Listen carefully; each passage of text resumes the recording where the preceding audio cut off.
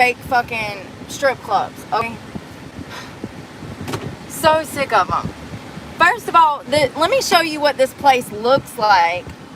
Hold on, I'll wait for some people to get in here to show you guys. First of all, that is a strip club, but it is a different kind of strip club. It is not a gentleman's club.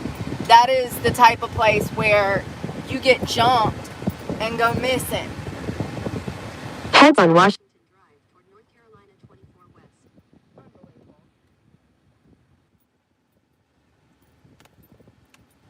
In 300. It's sad that I've had so many bad interactions. Continue on North Carolina 24 West for half a mile.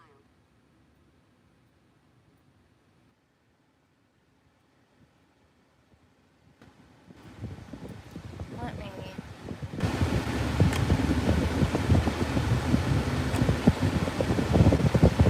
There's a club that shut down that I used to work at. I walked in there, they had a metal detector. I walked through, there was nobody around, no floor guy, no nothing. I walk in, and as soon as the door to open it, I noticed that it was an urban club, which is fine. But let me show you guys when I pull over what the club looks like from the pictures when you Google it. When you get an address there, when you Google strip club by me or whatever, let me show you what it looks like. Because it's a whole different place.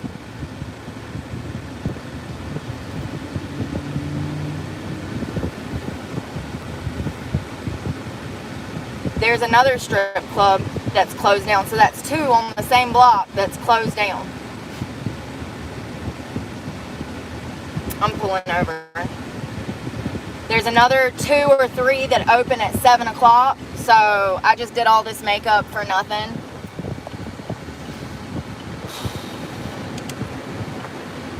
Hell, I could damn take a gummy, eat a meal, take a nap, go take another shower, work out, and still damn have time to damn get into work by 7. That's crazy. Let me show y'all what it looks like.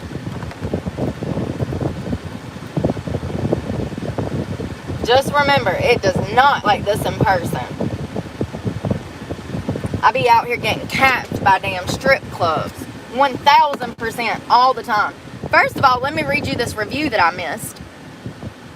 It says, needs to be shut down. I was served rubbing alcohol mixed with my drinks and ended up having to go to the ER. Something needs to be done. Me and my friends suffered vomiting nonstop. Didn't know if I was going to make it or not. And she threatens a lawsuit. That was 3 months ago. This is what it looks like. God, I can't even, the glare. First of all, my thing is flipping. Look, don't that look fancy? Like, not fancy, steak. But look at the pictures, and then I get there, and it is nothing like that.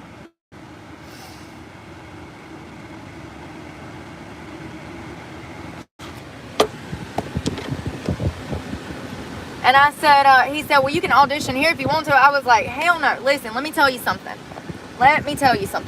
Ain't it a shame that I've had so many black women treat me bad that I don't feel safe going in there and working as the only white person in there? Because I know that even if there's 20 girls, even if 10 of them are nice, there's going to be one that wants to give me fucking hell. It's a damn shame. And, you know, once again, we need each other to make money. It's imperative that there is a mix of girls in the club. But I'm going to tell you right now, as a almost 20-year veteran of this, if you are a girl and you go into an establishment and there is none of your race in there, I would advise for you not to work there. It is not safe. And it sucks that it's true, but it's true.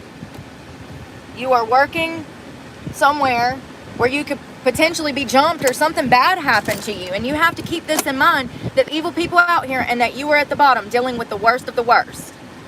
And there's always gonna be somebody, honey, that's mad at you for existing. That club looked nothing like the pictures. None of the girls that were in the ads were in there. None of, you know, it's just like, wow, okay. You know, I've worked in clubs where there was only 2 or 3 of us white girls, and more often than not, when you're the one making the money, unfortunately, white girls in certain clubs do tend to make more than black girls or some other girls.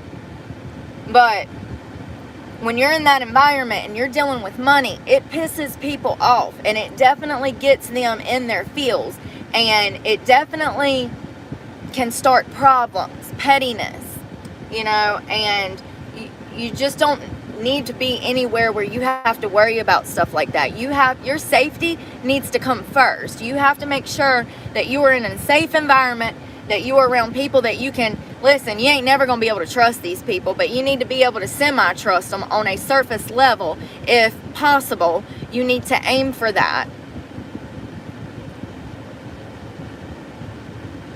There used to be clubs that I would work at and I would get so shit-faced drunk, but I could always count on my manager not letting me drive. It's not like that anymore. They will serve you a whole bottle of tequila and then pack you up in your car and send you on your damn way to kill somebody and yourself. These clubs are not trusted. They're not your friend. They are the reason that you are in poverty.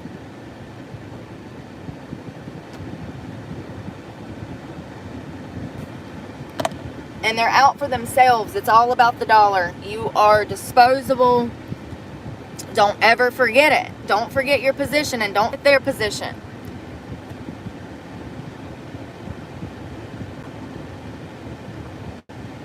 I need some food. I'm hungry.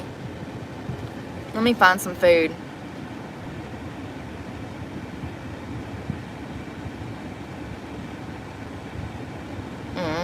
Damn it.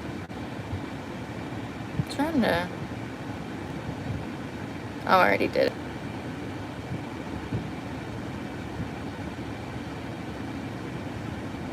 Christina Randall. I used to watch her some back when she first started. I subscribed to her channel back in the day when she had less than, like, I don't know, less than 100,000 followers. I used to really like Christina Randall's true crime stuff. But I followed her when she had dreads too. Do y'all remember that? She had dreads. And they were really pretty.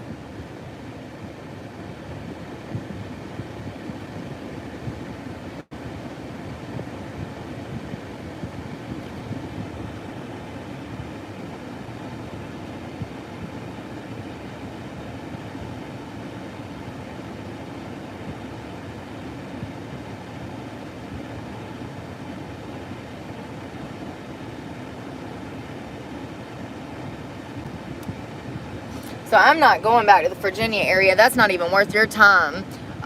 Virginia is complete trash. You can't even, half of the clubs, you can't even get lap dances in, so you're wasting your time. The girls have to pay to go on stage and dance when it's literally their job. It's the craziest. I gotta find something to eat. I'm kind of craving a cheeseburger, y'all. I want to, the last time we had fries, they didn't make me sick, so let's go try to eat some fries. Kind of starving like Marvin. You know how, like, you ever get so hungry you get that pit in the bottom of your stomach? Like, Turn left onto Drive, then turn right onto Rockledge Avenue. you feel nauseous because you're hungry. Oh my God, what in the world? Hold on to your britches.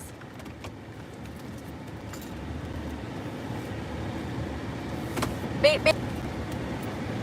I'm running over a median. You ever get so hungry you get kind of nauseous? I can't believe I washed my hair for this, but I guess I'll go into the other club at freaking 7, the other 2. I didn't know that 2 of them were closed because Google doesn't fix any of their ads. You show up to a business nowadays and it's closed. You're like, dang, there went my favorite Chinese spot. I can't even get my damn favorite food anymore. But Google didn't tell you. They said they were still open.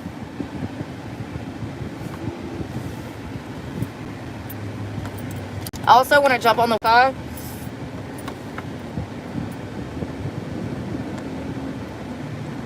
And if we can get on the Wi-Fi, then we can go ahead and talk about some of those cases later that I've been talking about. I definitely want to show you guys footage from the Olympics, because I don't, if we can find it, apparently they're wiping it from the internet.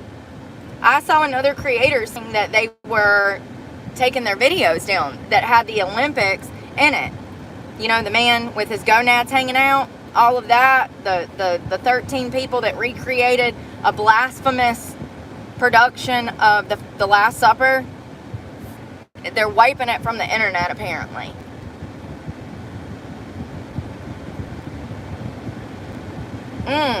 I can't believe I'm in the mood for McDonald's. Ain't that weird? Who craves McDonald's?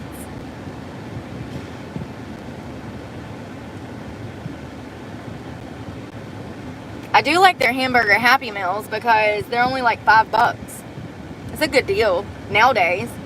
You get a small size fry and a burger, drink. That's about as cheap as you're gonna find nowadays. Fast food is expensive.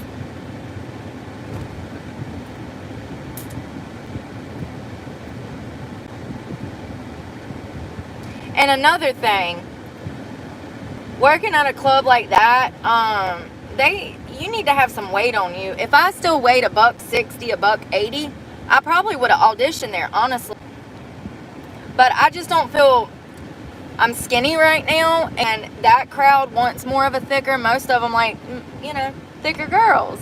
The whole generation, the upcoming generation, they're booty guys. If you're a millennial, then you're a booty guy more than likely. I have this generational thing where I think that every like 10 to 20 years, guys change their mind on what they like. Like if you think back to the 80s and the early 90s, big boobs and it was like a whole thing.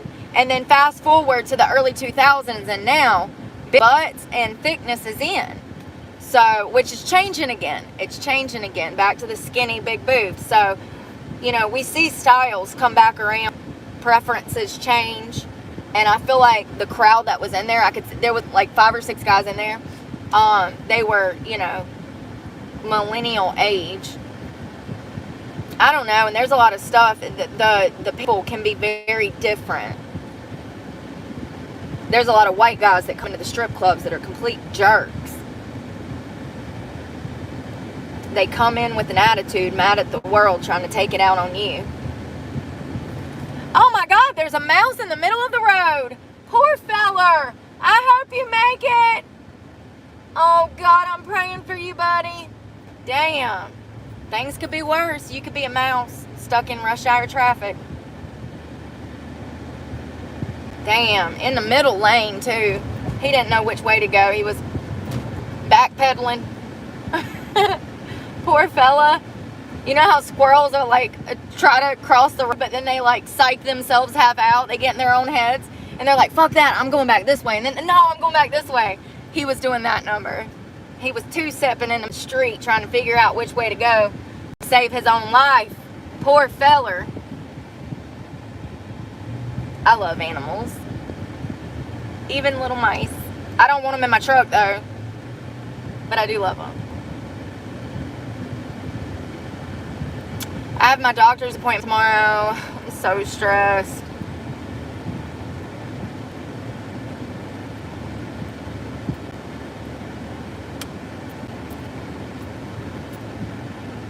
Here's the thing. I got to thinking last night.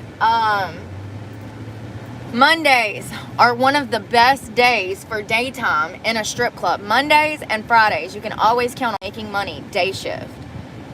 Tuesdays and Wednesdays are the slowest days of the week. Thursday can be hit or miss. But if a Monday is that bad, you can just rest of the week. I'm sorry. I mean, it's just the way things are now. It's just the way things are now. And you get to a point, once again, patterns. I'm obsessed with them. You get to a point where you can read what's coming. Especially if you've been in this as long as I have. And, you know, sometimes guys have their preferences and they don't want to dance for me. That's fine. You know, maybe I just had an off day. I know everybody I talked to had a fucking attitude. Like, what are you doing here, mad, sir? I'm trying to brighten your damn day. You're being a jerk face. I'll never understand it. I would feel like a complete piece of crap if I went into somebody's place of work and treated them that way. Oh my Lord. Oh my. In a quarter mile. I is speeding. Shit. I was going 17 over. What the world? My lead foot, man, my lead foot. I'm so hungry, so hungry. My belly button is eating my ribs. I'm so hungry. Turn right, then turn left. Homeboy, like, just walk down the road. Just walk on out here.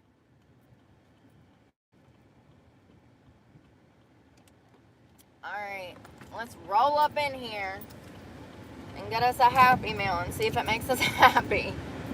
Please don't back into me. Head south. No, girl.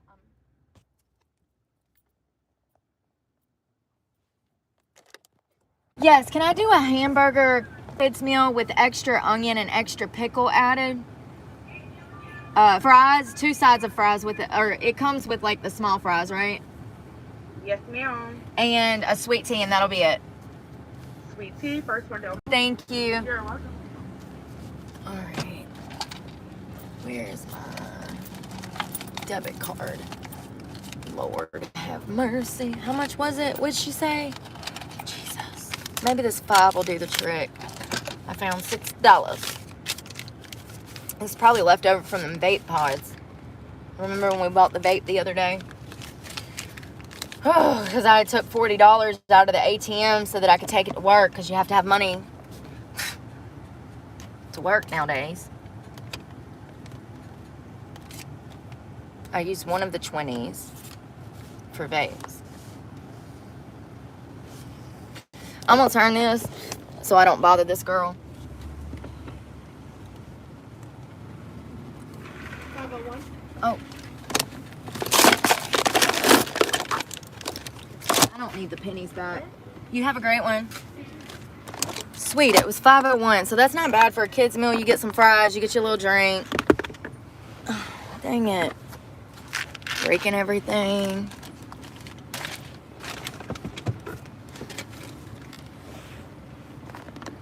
It's hot, y'all. I want hot mustard with my fries. Get in my belly. Y'all remember that? What movie was that? Austin Powers? I do know Jesus. I love Jesus. Do you love Jesus? I hope so. I'm so lonely. So lonely. You know, it's really amazing to me. Like, so my whole life, no matter where I was at, like school, I've always kind of been like when I was in school, I was kind of like the class clown. I was always joking and cutting up and talking back, and like, you know, I kind of brought everybody together from like different cliques. And I went to a primarily white middle school, right? Hold on one second. I went to an all-white middle school. We had a handful of different kids. Happy Meal, baby? Yes, thank you. Do y'all have hot mustard? Yes. Can I just have one? Thank you. Awesome. Happy Meal.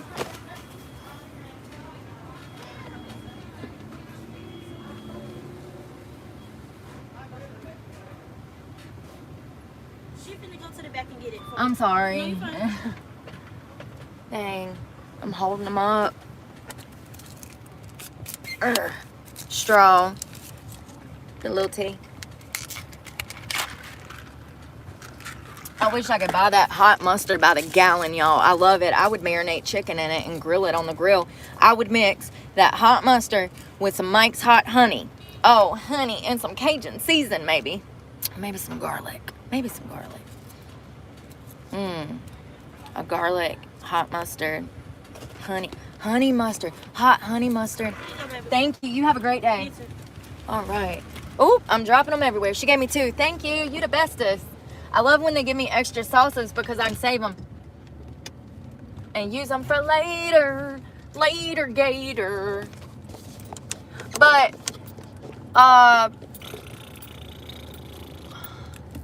damn, I hate rolling up on these tiny little cars, but I don't know if my shit'll work in the back.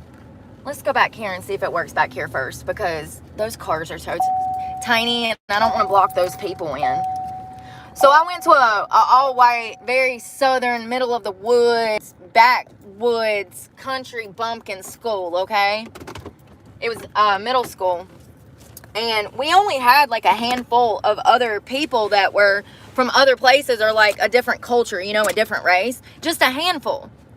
And I was in a huge fight in 8th grade. And while I was pending trial for my court case, I was 14, looking at almost 10 years in prison. It was my first adult charge. No, it wasn't. I stole a car when I was 12 or 10. Made it all the way. I made it like 100 miles away before they caught me.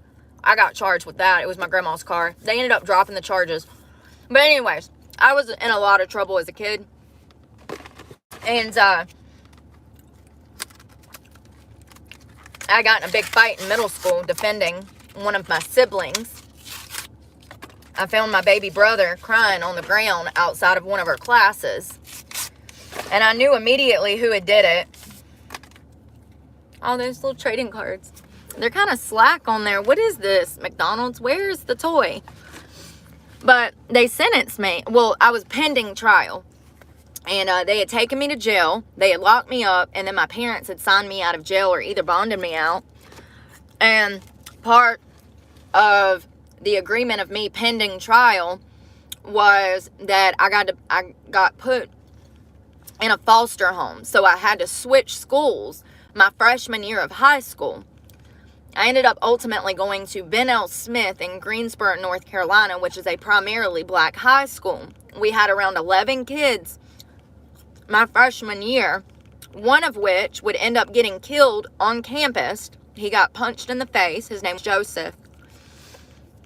He was a white guy who was dating a black girl, and her ex-boyfriend, who was black, was mad at him for dating this girl. And the guy jumped on him and killed him on campus. So, you know, it was definitely shocking to me. Like my parents weren't good about telling me things, teaching me things, like none of that anyways. But, you know, you would think that someone would have had a discussion with me and informed me that, you know, things might be a little different at this school, but nobody did. So when I show up my first day of school in cowboy boots and everybody's walking around in Air Force Ones, you know they was clowning my ass, right? Like, they immediately started clowning me. And anything I said back, they would clown me even harder because of my accent. So, here I am, 14, living in a foster home. It's actually a group home with other teens who are, one girl, she didn't have any parents. Her parents were drug users, and she didn't have any parents, and that's why she was in there. Another girl, Cynthia, I can't remember why she was in there. She might have been having behavioral issues or something like myself. It was rough, y'all. It was really rough. And going to school for like, I don't know, the first week or two was pretty rough. But soon enough, me defending myself and giving it back, people started coming around to me. And then I joined the step team and tryouts.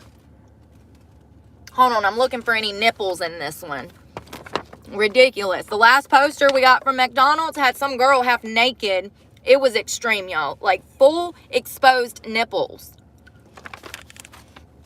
So let's take a gander at this. I mean, they did not have to have her whole nipples out there like that. Oh, look, won't you know it? She ain't on this one. I wonder how many parents complain. It's the same poster. She's just not on there. I don't know. Anyways, freaking, I wanted to join the step team. My parents were not the type of parents that pushed me to do stuff like that. I wish that they had. My parents didn't have the money for stuff like that. So anytime I tried to get involved in anything that was extracurricular or like sports, they would just say no. Which is kind of funny to me now, because later on, I guess I was the guinea pig for the family, because they would let my brothers play expensive sports. Yeah. But I guess because I wasn't at home, they had extra money to do so, you know? What's ironic is that they're the ones that taught me to fight. And matter of fact, they encouraged me to do it. And they told me that if I didn't, that they would whoop my ass for taking up for myself.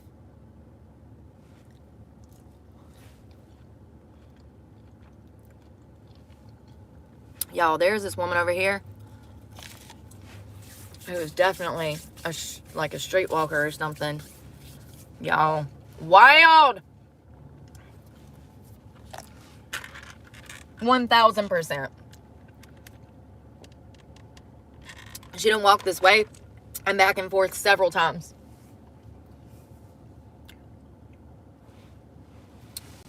So I ate a couple of those fries. I want to see if they hurt my stomach before I eat the rest of them. Sometimes fast food causes me extreme pain right here in the pit of my stomach. It feels like somebody is stabbing me.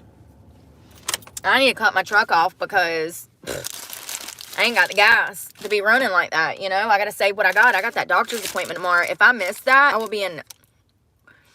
If I miss that, it will cause me so much more problems. Like, and it's crazy that I even have to, like, debate missing a very important doctor's appointment.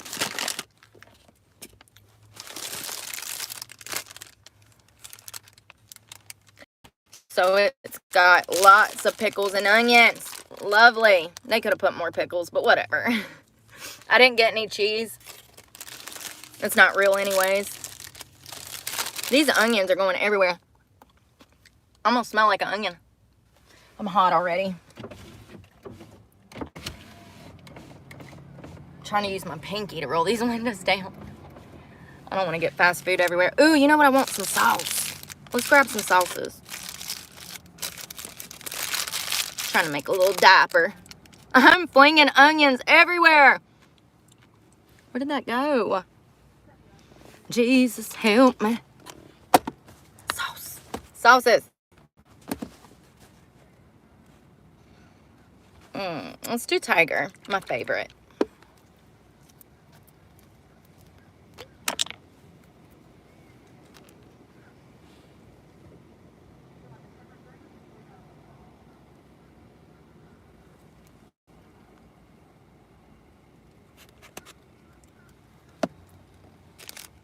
Come, Lord Jesus, be our guest, and with this food, let us be blessed. Amen. Thank God.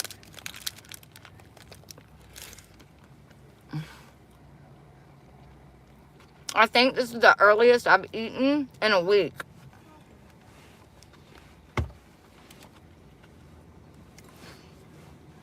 Mm-mm-mm.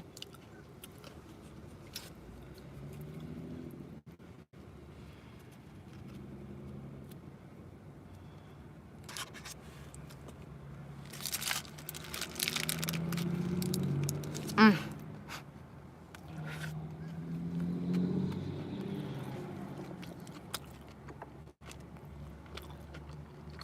Mm. Sorry. I got y'all on this stand. I can't get you out.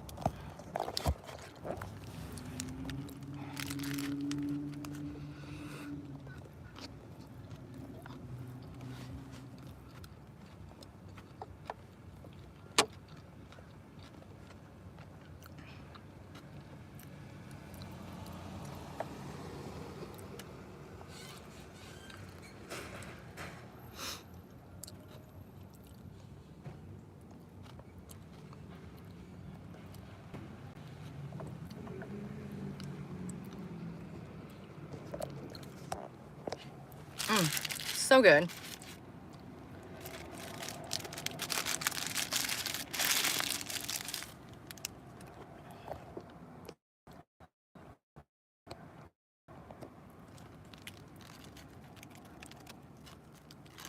I mean, you do have to put headphones and stuff on these because they really don't put enough, in my opinion. Mm-mm. Mm-mm. Mm-mm. Mm-mm. Mm-mm. Mm-mm. Mm-mm. Hot mustard gets a little spicy. I had a big old chunk of it. Good. Get in there.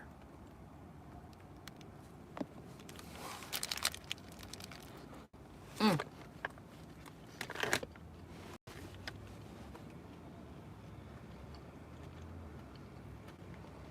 I probably don't feel good because this is all I've been eating. Fast food.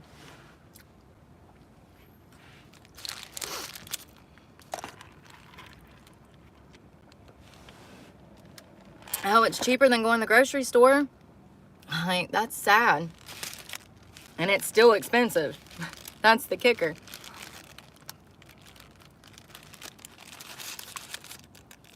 Mm.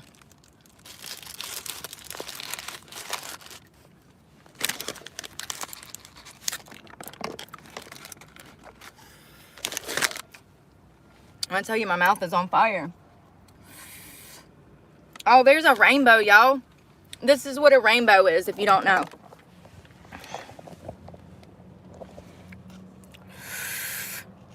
You see where it says rainbow right there? Next to the Boost Mobile. Shopping clothes. It's a fast fashion. If you like Fashion Nova, if you like Fashion Nova, they have Fashion Nova stuff like that there.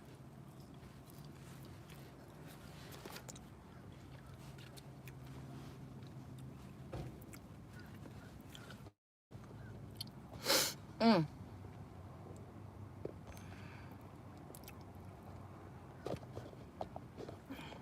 I love people talking shit with their messed up screen names. It's so funny.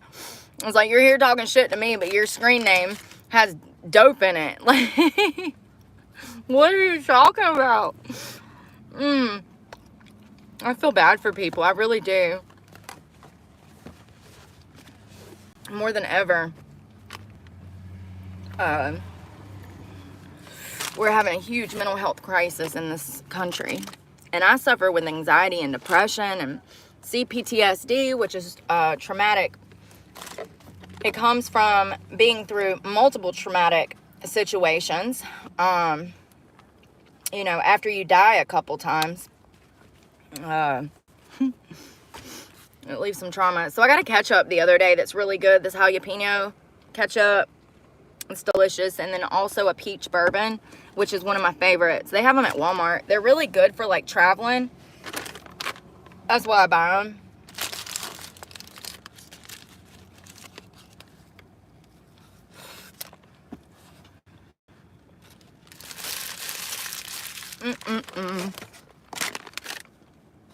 I have onions everywhere.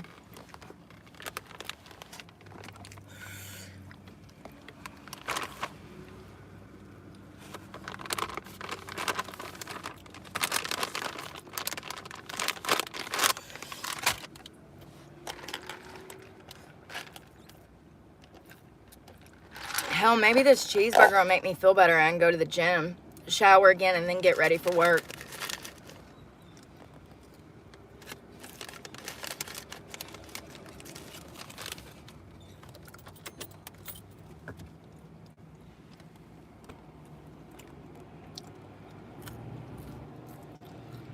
It's hot.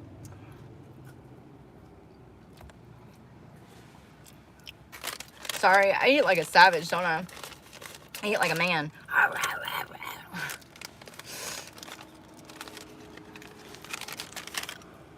I don't eat as fast as y'all, though. At least I don't, like, completely inhale it. There's onions on the bottom of this mustard. I got mustard and onions everywhere.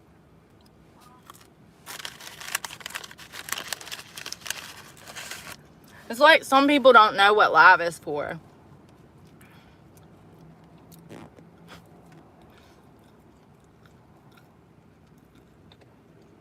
I've seen some crazy lives, y'all. And y'all want to see some crazy stuff? Some crazy people. Wake up around 2 o'clock in the morning and go on your lives. I saw some woman on there the other day. She looked about 24 months pregnant, okay?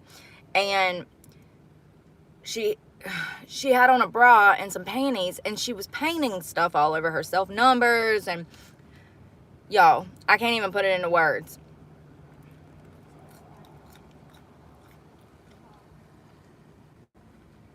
And I see whole creators that are actually strung out on drugs with huge followings. Yep. There's one that apparently has custody of her sibling or something. And you can tell from what they post that the girl is not in good conditions, but, you know, I guess if people watching, they're making money, so.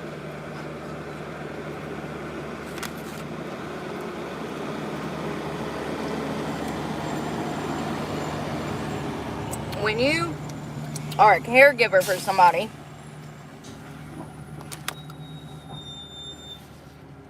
you are supposed to be there for the benefit of them. Like, when you're a caregiver for somebody, you're supposed to put their safety and health first. Giving them cigarettes. I don't know about that, bro. And then this lady, they give her cigarettes, and then this lady falls asleep with lit cigarettes. And she has mental health issues, so she's not in her right mind. And her own family gives her cigarettes to kill herself with. I mean, can you imagine if she falls asleep with one of those, burns the damn house down? I mean, there's burn holes all over the bed. You can see where it's already happened. You can see the burn holes in the blankets and the damn crap smeared on the wall. What looks like, I don't know. I just know that there are certain creators on here that are absolutely on drugs, and I've seen it myself, and it's just crazy. And they have way huge more following than I do. And thank you to all of my new subscribers. I've been meaning to shout you guys out. Thank y'all so, so much. And just know that I'm a work in progress. Always. I'm always going to be a work in progress.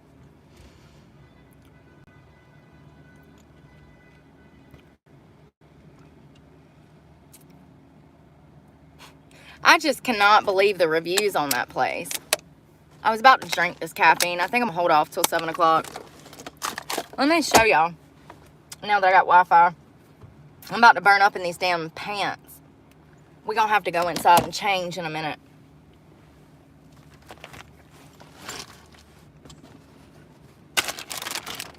Definitely throw this trash away. Whew. That burger went bad. I mean, it wasn't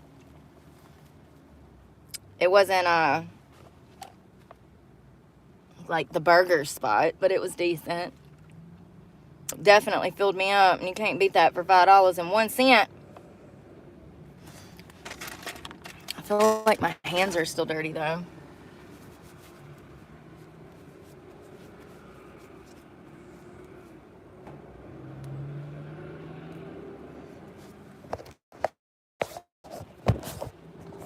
Ooh.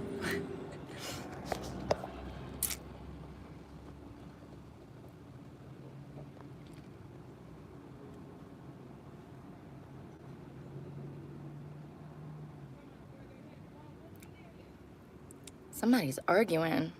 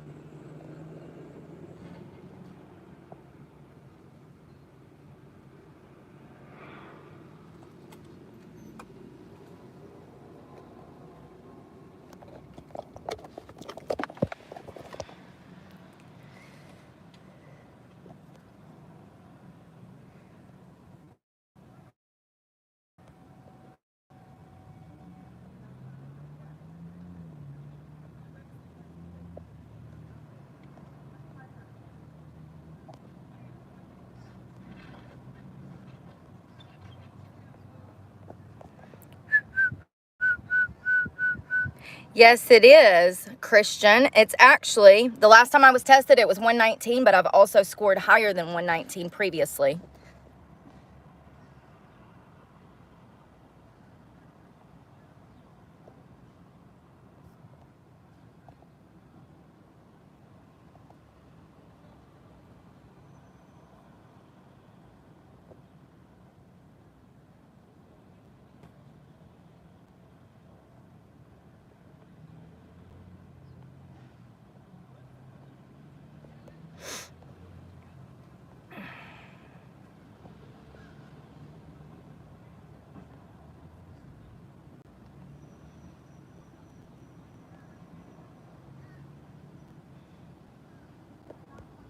Thank you, Albert.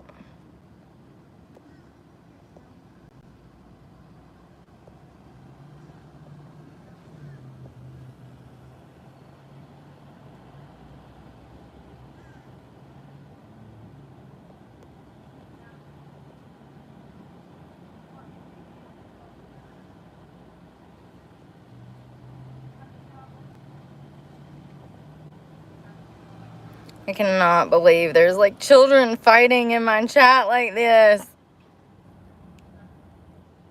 Children.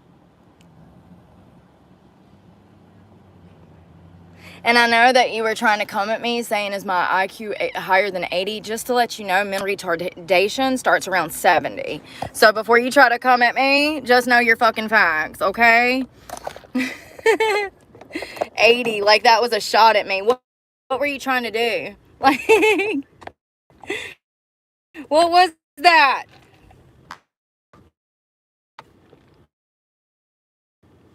I was going to throw this trash away and change clothes because I'm hot. You should have asked me if it, below 70, not 80. That's like yours, maybe. You're not all the way, duh, but you're halfway there. You're halfway there. Y'all know who Shane Gillis is? I love him so much. I love that he is able to make jokes about downs and all of that, and that's how it should be. He means no harm. He is hilarious. He has family that is has Down syndrome or autism, one of the two, but he does comedy bits about it and it is hilarious.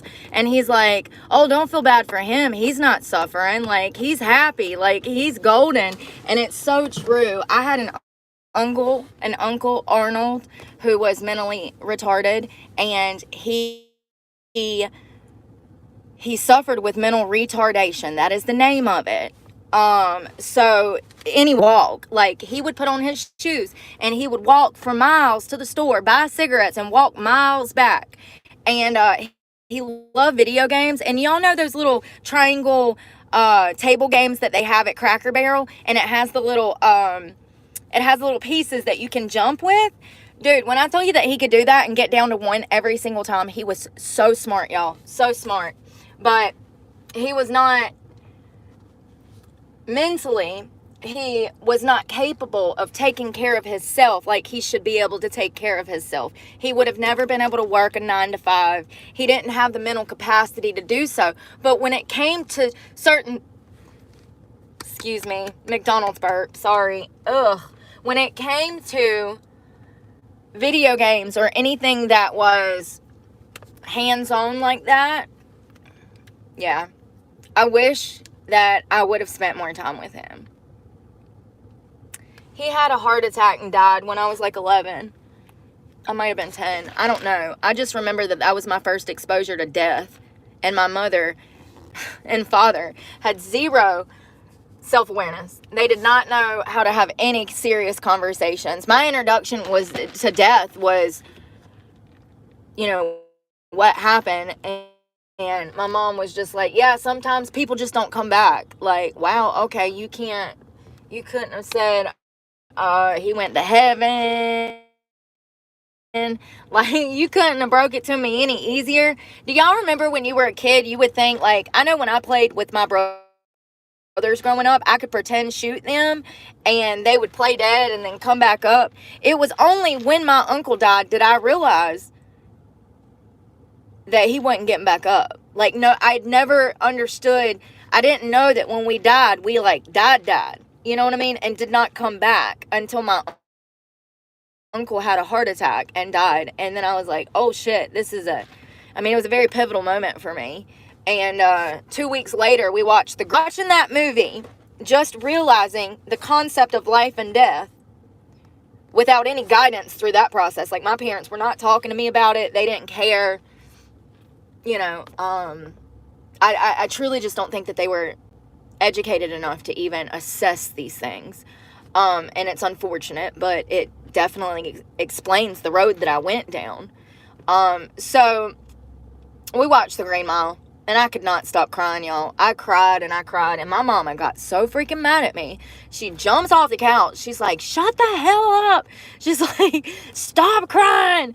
I'm like, why would you show me this? I'm like 11. Like, why?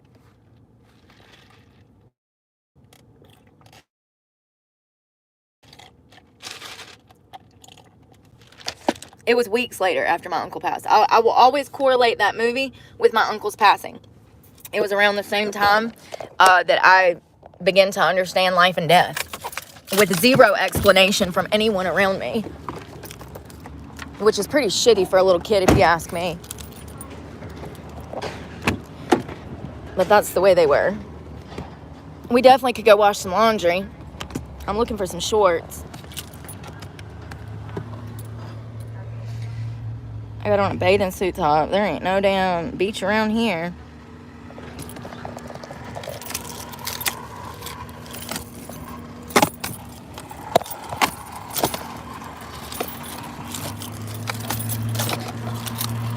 Where the heck? I'm just gonna throw these on. And this shirt. It don't really match, but it's fine. It don't need to match. I'm hot.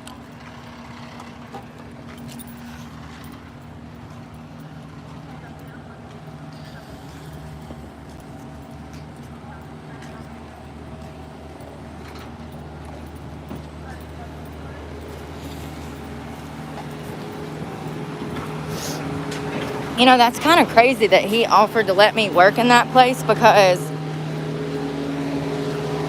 that would have never happened in Charlotte. They won't hire me at Onyx.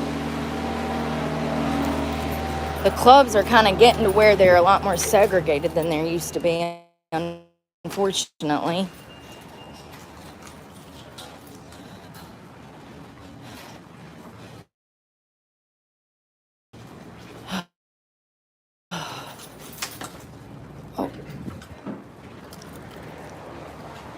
There might either be somebody in there, or I might have to get a key. I don't know. You never know nowadays. Hey. Do I need a key for the restroom? Do I need a key for the bathroom? Oh, okay, it's open. I got you. Somebody must be in there. There's bikini top. It's a struggle. Ugh.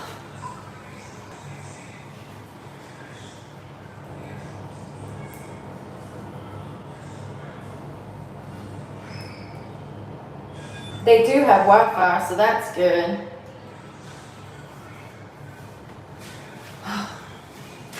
Perfect. And my passport is still in my back pocket, and I didn't even realize it. I need to put all these clothes together so that I don't drop something. Oh my God, emotional intelligence is way more important than IQ. I agree. And that's why I've been working on that, since that's been my primary focus.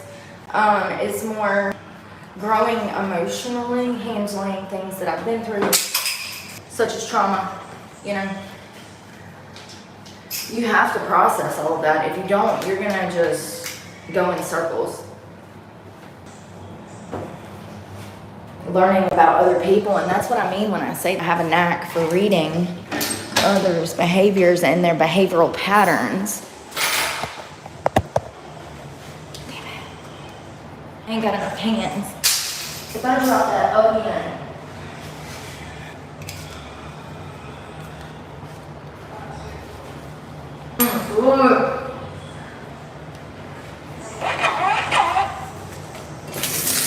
Oh my God.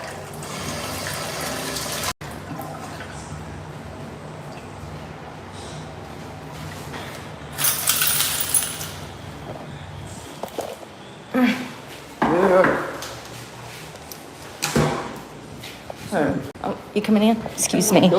They lock it, so yeah. She's looking for her daughter.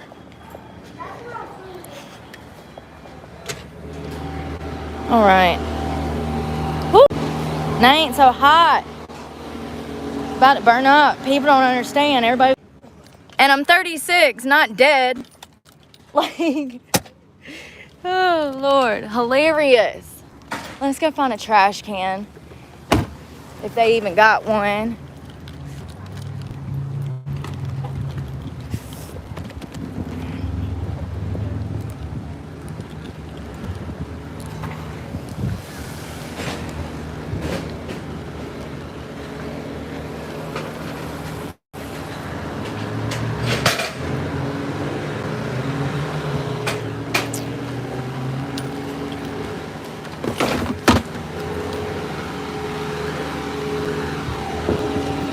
Thank you.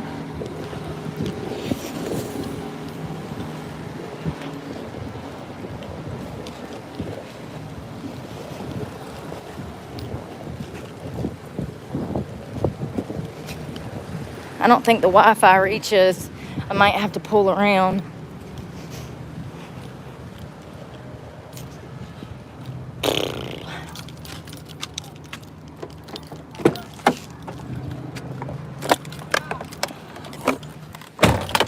Oh God, I'm sweating. So much for this makeup and hair look. It's ruined now. Damn humidity done got to me. Robbing me of my darn beauty with its stickiness. Don't you love it? Ugh. Ugh. Lord, y'all. That was a workout in itself.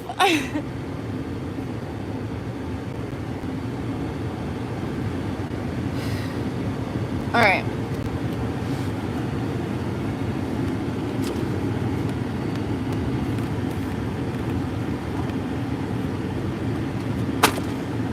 I legit could take a whole damn nap right now. After eating that burger, ouch, I can't get this damn thing. Ah.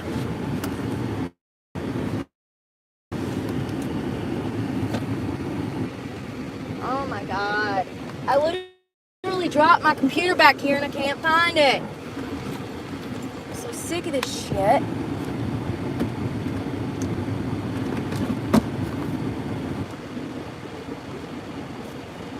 Y'all.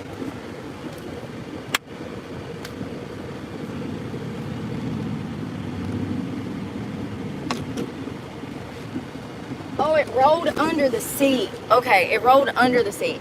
Jesus, have mercy.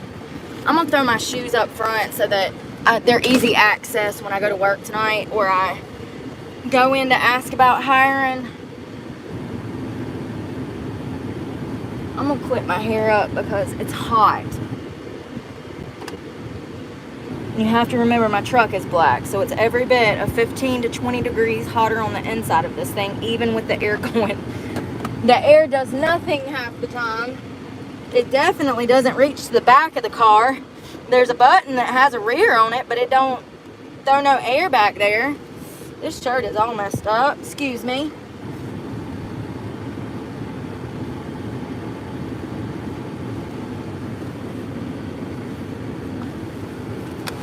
Oh. All right, where'd it go?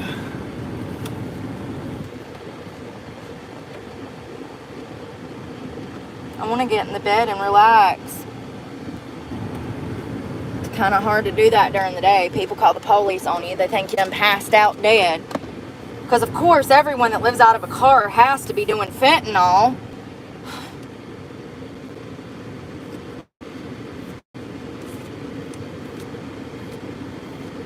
It couldn't potentially be that they can't afford $10,000 to move in somewhere and then $2,000 a month in darn rent. Where's my phone charger? I think my computer... Oh, no, it ain't. Oh, yeah, it is. Where...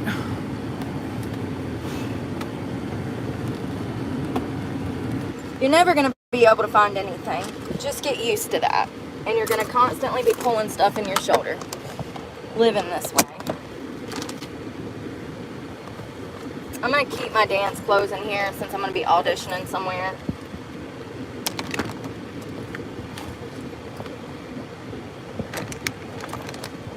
Yes, yes, yes.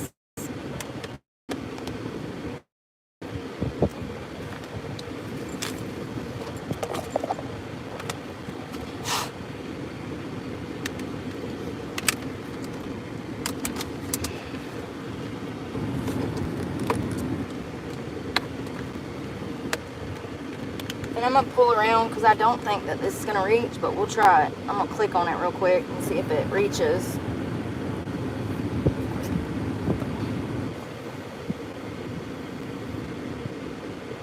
It's not reaching. Alright.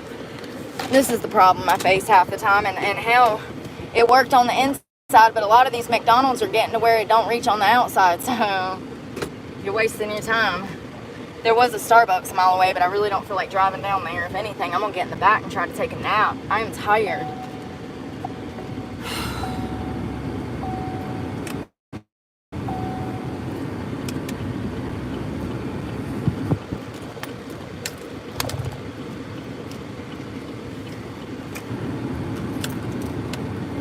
Shit. Right in the front. Trying to give everybody room on each side.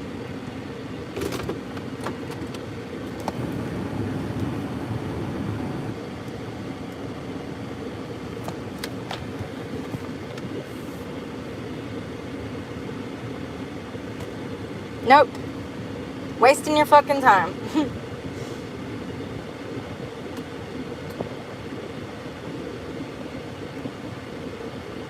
And see, if I just roll up in there and sit and talk,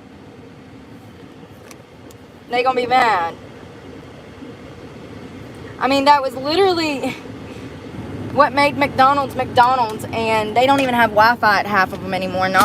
You can't go set and jump on. This is the problem I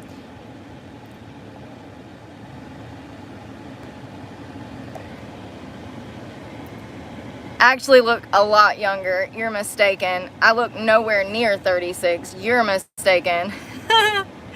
And once again, I just started my life. So,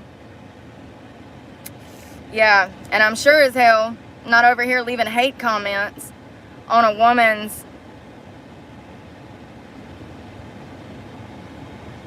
bullshit. Y'all are so full of shit. You're so jealous that nobody will touch that pee-pee, ain't you? That's exactly what it boils down to. If I gave any of y'all the fucking chance, you'd jump on it. You know how I know? Because you're nothing. You are. You're exactly like everybody that comes into a strip club. Exactly. Mad at the world because nobody will touch your pee-pee.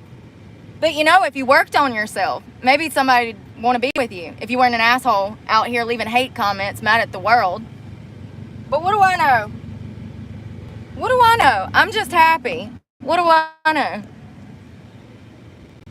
I do not look 36. I'm well aware of that. I really do accredit that to water and sleep. Once again, I try to get anywhere from 8 to 10 hours. That has not been happening because of the stress that I'm under. But when I'm able to do that, I notice a difference in how I feel and my skin. So I swear that getting rest, I think that all of the time I spent passed out on heroin kind of helped me low-key because I was sleeping all the time. And I know that sounds crazy, but like, I don't know. I don't know why I don't look, my age. But I'm grateful, and I definitely took care of myself when I was in active addiction. Always took care of myself. Where is my other phone? There it is. Shoo-be-doo-boop-boop-boop-ba-doo.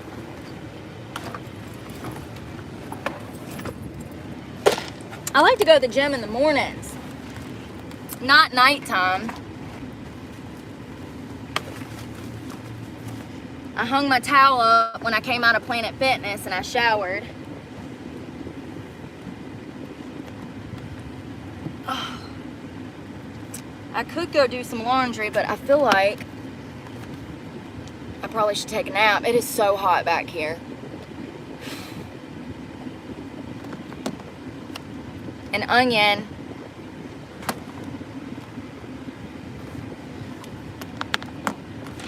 You know, I don't usually eat a lot of processed foods either, so, and I've never been into like soda or fast food heavily, so that might contribute to the fact that I don't look my age, you know. I definitely have that.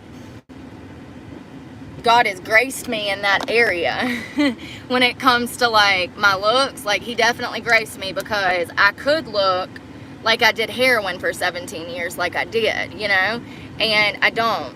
And matter of fact, if I got Botox, I would probably still look early 30s.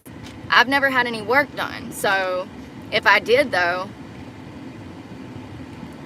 I would probably look 5 to 10 years younger. I'm really proud of myself. And once again, I try not to put a lot of weight into looks, because there's no reason to. Like, that's not what makes a person, in my opinion. That's not what I care about. I mean, absolutely, I have to be attracted to you to be with you, but, like, that's not the main thing that you should go after.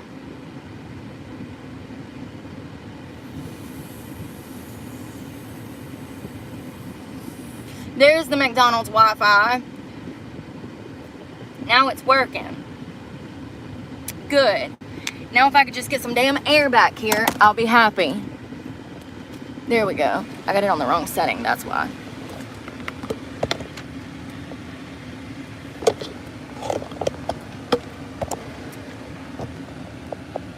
I have so much room back there when I lay down. It's actually unbelievable how much room I have back there. I'm trying to put y'all in y'all's cup holder. I don't think I look 27. I think I look older than 27. I definitely feel like I look maybe like 32, 34. But I have people at work all the time that talk to me, and then like midway through a conversation, they'll be like, how old are you? And I'll be like 36, and they're like, no way. And I'm like, yeah. They're like, well, you don't look it.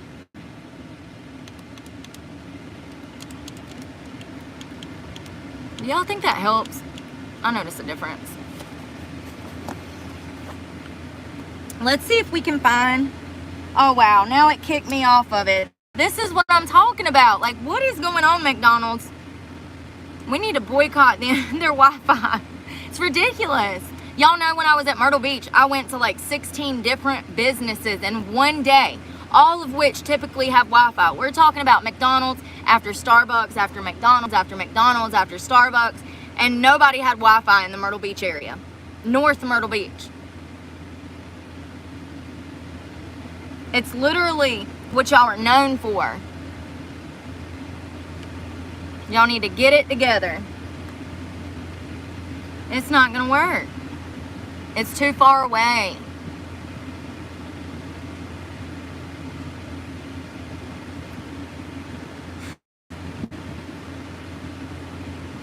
So when I start rolling up in these places and I put my headphones in and I start running my mouth up in there, they gonna be pissed.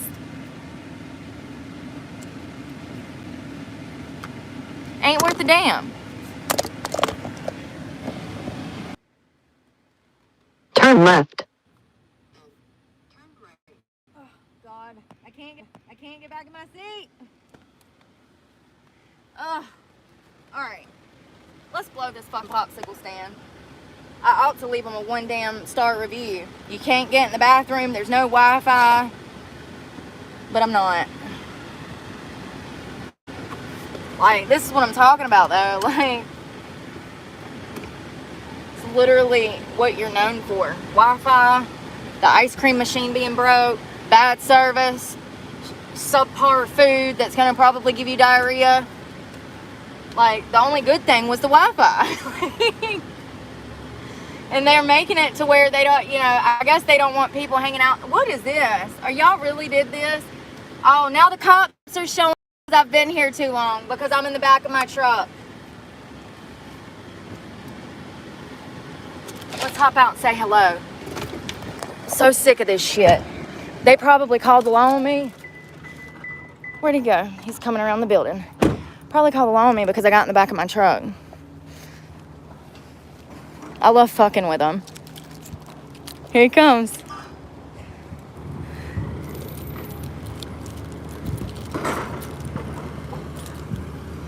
You know, because simple-minded is simple-minded, honey. Oh, you gonna get in the fast food line? Bullshit.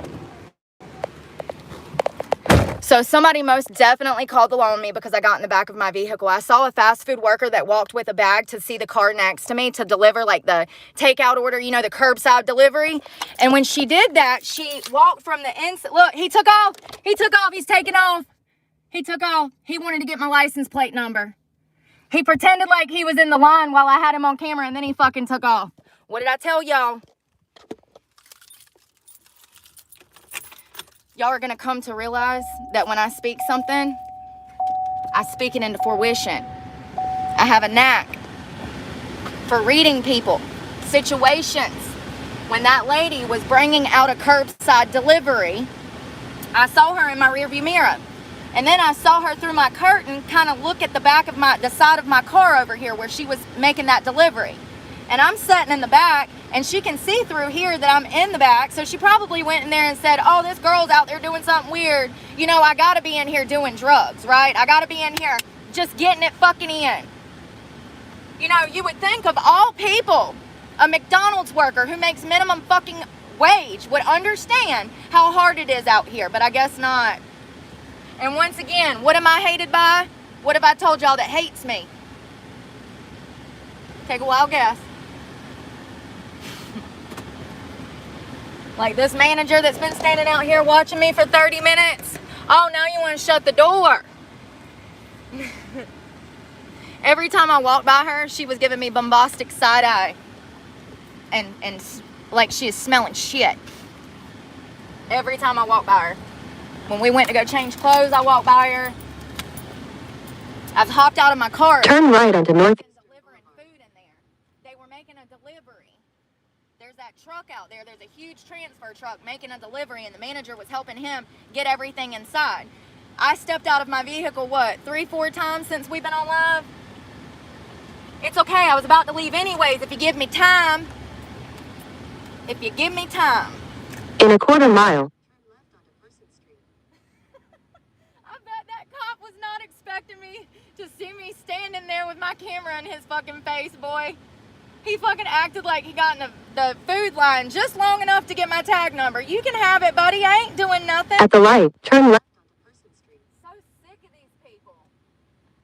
Cops, people they absolutely racially profiled me. Because I'm skinny, I have to be doing drugs. Absolutely. When everybody in the restaurant is 300 plus damn pounds, you best believe they can't understand. You have to be on drugs to be skinny.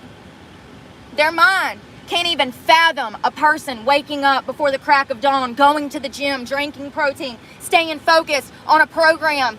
They can't even fathom that. So sick of people. It's hilarious. I'm proving my point once again. I'm ready for a GoPro. So anybody that wants to mail me a GoPro, let's just go on and rig me the fuck up.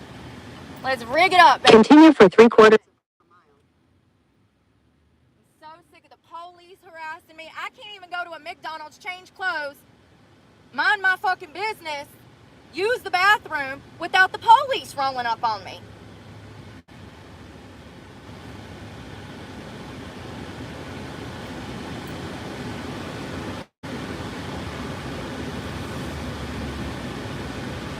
What did I say? I said I'd really nap, but that won't happen because the police will roll up on me. I didn't even lay down. I just got back there.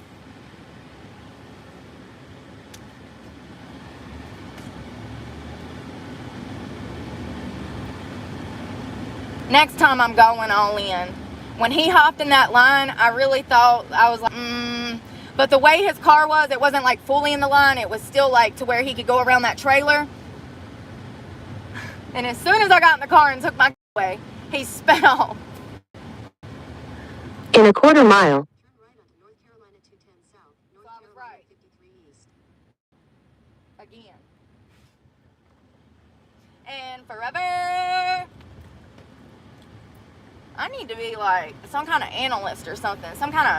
I need to be working with data or something. At the light, turn right onto North Carolina 210 South. If I can North predict Carolina people's 53 behavior East. this way, imagine what I could do for a business if I could learn to use that as a tool. I know people better than they know themselves. Continue on North Carolina 210 South for 3 miles. Ridiculous.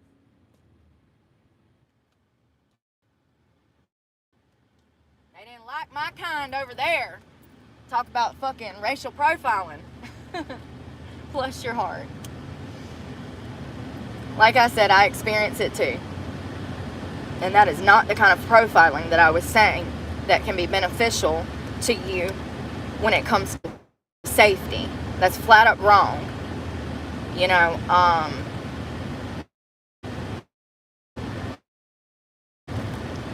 don't know, man. It was definitely a condescending tone there. But, you know, I let stuff go like that because, once again, it's McDonald's. It's what you're going to have to deal with. But for you to call the law on me when I'm minding my business, like, girl, bye. You literally, people don't know how to mind their business at all. And when they see a cute girl that's happy on live, they're going to do anything in their miserable power to try to ruin my day.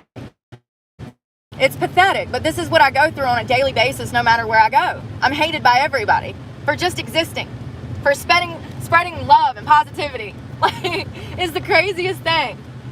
It's sad. I mean, it's really sad, but you know, Isaiah 5:20, God talks about how in the end of times, the good will be persecuted and bad behavior will be rewarded.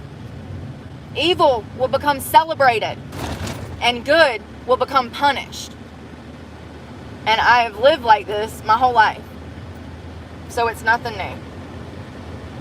I'm just glad that people are starting to witness it. And I can't wait till I strap a GoPro to me, baby. I actually think I want undercover glasses. I've been thinking about it. I don't want people to see camera equipment on me. I don't want them to know I got a camera on. But the problem with that is filming people without their consent. And even though it's a public area, it could become an issue in certain settings. So they have glasses. I've looked at them online. They have like bifocals that have cameras in them. I'm going to do something because I'm absolutely sick of being harassed by everybody. Where do you want me to go? What do you want me to do? Like I said, if I even wanted to get in the bed and take a nap, it's impossible. The cops are going to be coming and knocking on my damn car. You live on everybody else's schedule. How would I work third shift at a strip club like this? The Starbucks, I'm getting in the back and I'm getting on my computer. So, that was our first police interaction. Hello.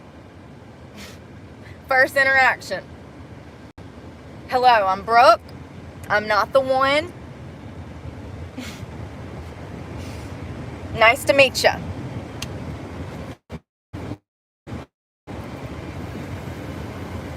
And here's the thing.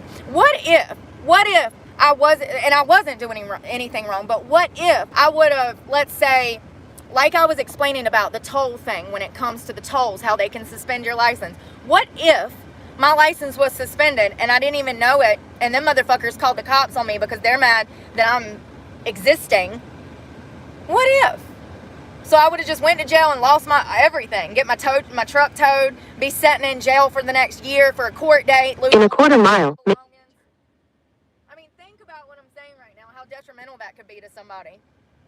All because you don't like them.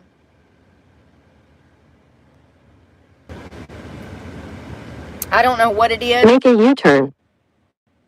I don't know what it is. And I've said this before and I'm going to say it again. But for some reason, African American women have issues with me. They always have. And it's really bad in strip clubs. That's why, you know, if it's an urban club, I just don't work there because I know there's going to be problems.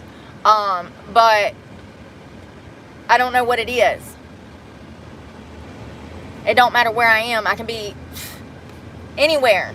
And if one of them sees me, they automatically stink face attitude out for me. And we're going to circle back to this a lot because I've been personally victimized a lot in my life. And I'm talking about government officials. So stay tuned.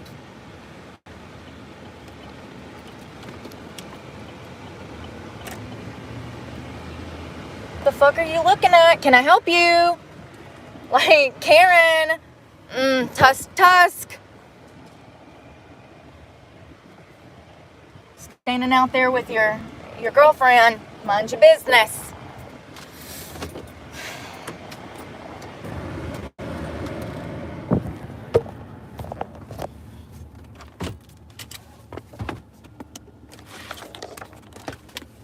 And here's another thing. How am I supposed to go to school online when I can never find Wi-Fi? If it's as simple as a homeless person just going and jumping on Wi-Fi and doing their schoolwork and bettering their life, then why can't I do that right now? Because there is no Wi-Fi in half of these places. Even Starbucks, most of their locations, you have to go in and spend money. And here's the thing, you absolutely have to spend money because if you don't, they're going to treat you like crap.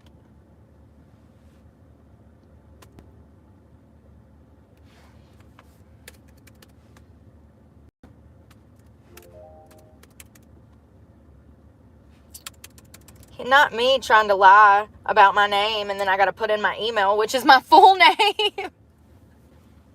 I can't get to my thing. You know, and the crazy thing is, given my high school upbringing, I actually get along with everyone. Everyone. If you let me get along with you. A lot of people get hung up on their own insecurities and failed confidence, and they take it out on other people. And when you let others know that you're not going to be bullied and that you have a backbone, then it causes problems. Some people absolutely, no matter what race they are, some people absolutely out here will expect you to bend over and just be treated like crap.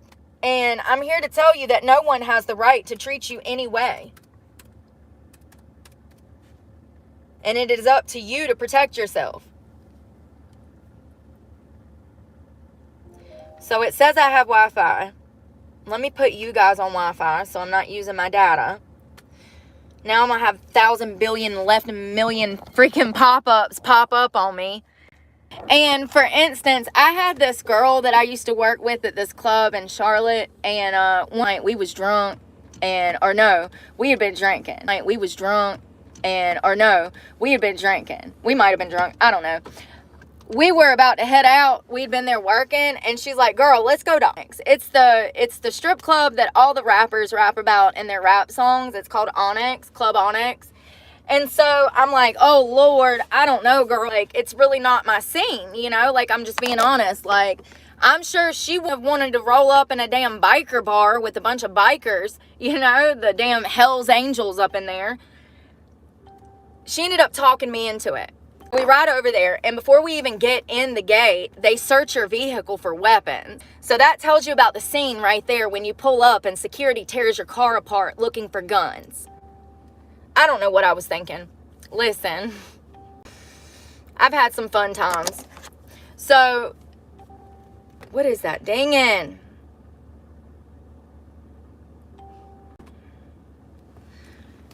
So we get over there, and before we even get through the line, we got like a bottle of champagne each. People are buying us bottles, and strippers got bags of money everywhere. We had the best time. But I wouldn't have felt comfortable in that setting if it was not for my girlfriend that was African American. Because of her, I felt comfortable in that setting. And when I tell you that I was the only white person out of probably 250 people, I'm not even exaggerating. So I would have never walked in there by myself, you know, but because of her, I felt comfortable. And it's the same thing when it comes to a strip club. I'm not going to work at a club where I can tell that people don't want me there. And I don't want to work anywhere where I think I'm going to have to deal with drama because I have no bond money.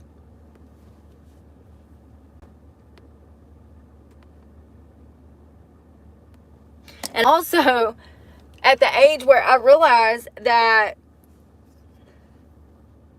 people mistreating me has nothing to do with me.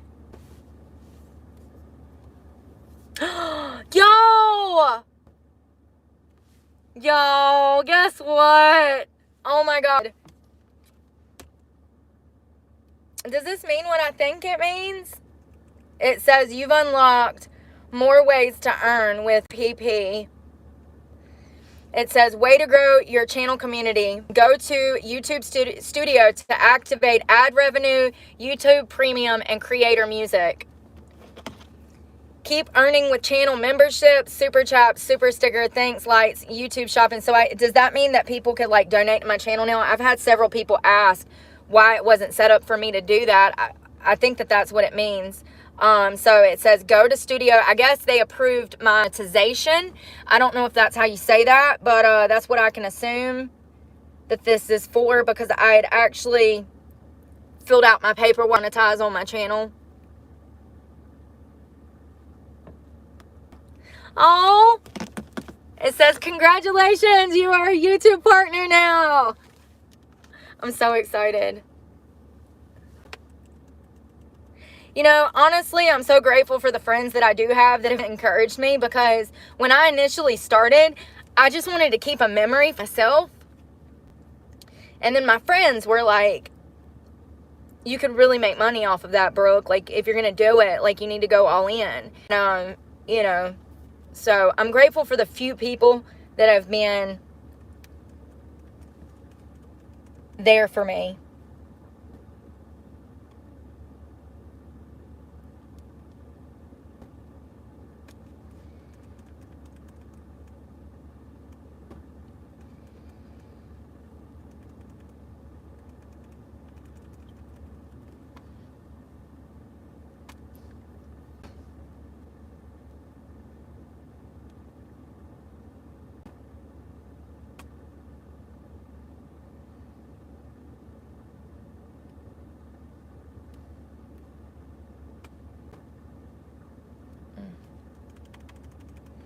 I'm so bad at technology.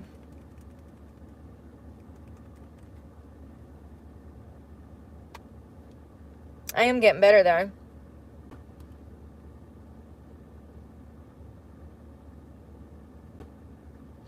Oh Lord, this is a little more complex than I put that on hold, because I actually am gonna have to like do some work with that. I'm not gonna fill that stuff out right now. I wanted to look up and see if I could find. I'm gonna open another tab.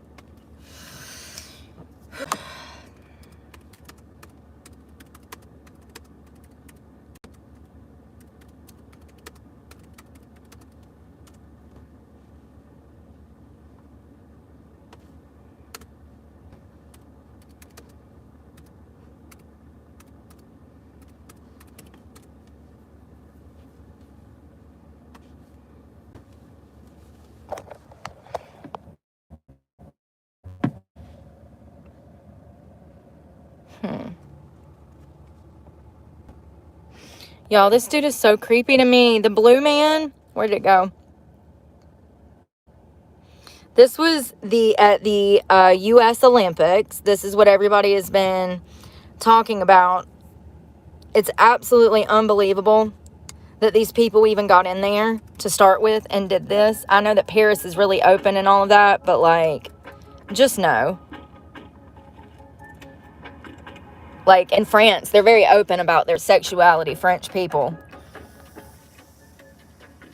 But there were children in the crowd. I just don't know why people haven't said anything before now, because we've been seeing this in parades. We've seen this at children's events. We've seen this at Disneyland. We've seen this everywhere. It's the same thing, same crap, different day.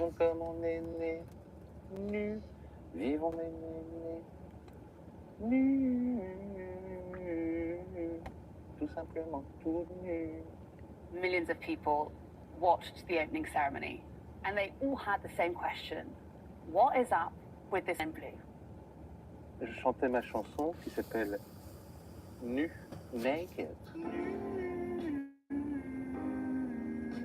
une chanson, au fond, qui dit une chose très simple. Est-ce qu'il y aurait eu des guerres? Y'all think it's normal. This is not normal. Peut-être que non, parce qu'on ne peut pas cacher un revolver ou cacher un revolver quand on est tout nu. Some said it was blasphemous. Yes. What did you think of those who criticised it, who were offended? Je suis vraiment désolé si ça a pu choquer quelques personnes que ce soit. Ce n'était pas du tout l'intention. Bullshit. Moi, j'ai été élevé dans la religion chrétienne. Et ce qui est beau dans la religion chrétienne, ben, c'est le pardon. Donc je demande pardon si God. si j'ai offensé. Donc les chrétiens du monde me l'accorderont, j'en suis sûr. Et comprendre, c'était surtout un malentendu. He's saying that it was a misunderstanding, that he is Christian, blah, blah, blah, blah. He's saying that it was the feast of the gods, regardless. The colour blue. Why were you blue? How long did it take to get ready? Ma maman m'a toujours dit, Philippe, il vaut mieux que tu portes du bleu plutôt que du jaune. Ça fait ressortir ses yeux. Le bleu, c'est pour toi. Ça a duré 3 heures pour arriver à ce corps bleu pailleté, et puis aussi 3 heures pour enlever tout ça. Were you able to wash all the blue paint off after the performance? Impossible. Il reste toujours des traces du passé. Je les conserve dans mon... Bull crap. They did that stuff on purpose. I'll never believe what they have to say. I'll never believe it. Look how it's spelled. I can't spell, y'all. At least I'm not, though. A lot of people are stupid and they won't admit it. Where is... I want to see the rest of it. Let's do... What's her name? What's her name? What's her name? What's her name? What's her name? What's her name? Let's just do...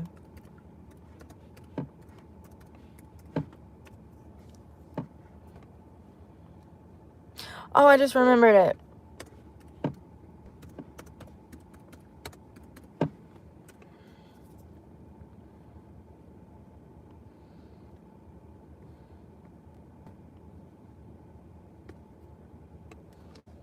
Flight deck, we have go for launch. Is that the one? So much. And you know, here's the thing. They came out and they've apologized and they said they didn't mean to offend anybody, blah, blah, blah, blah. Bullcrap. I'll never believe it. They intended to offend everyone. That was the point.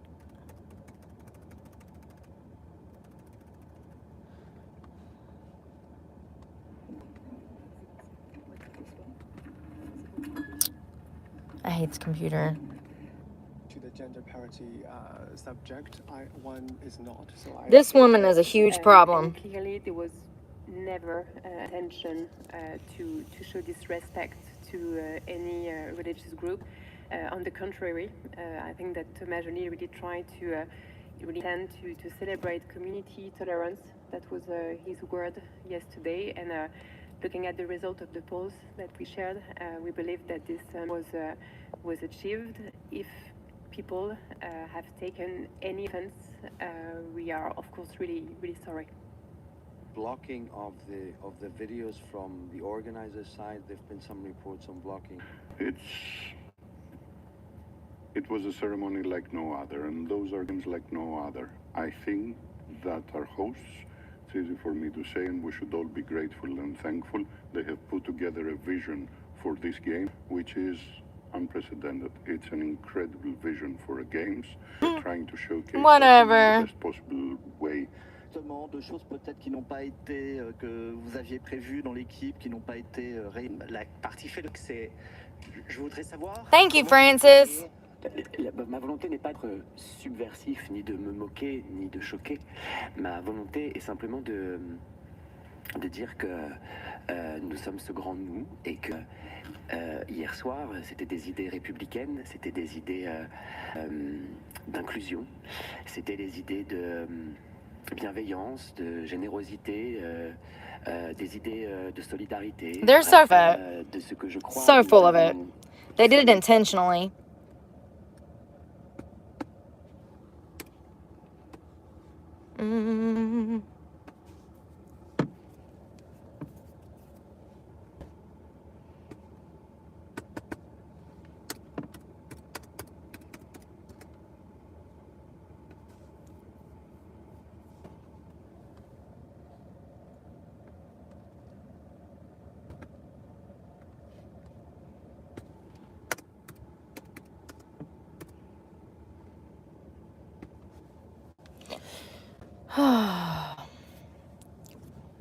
which is why they always attack Christians.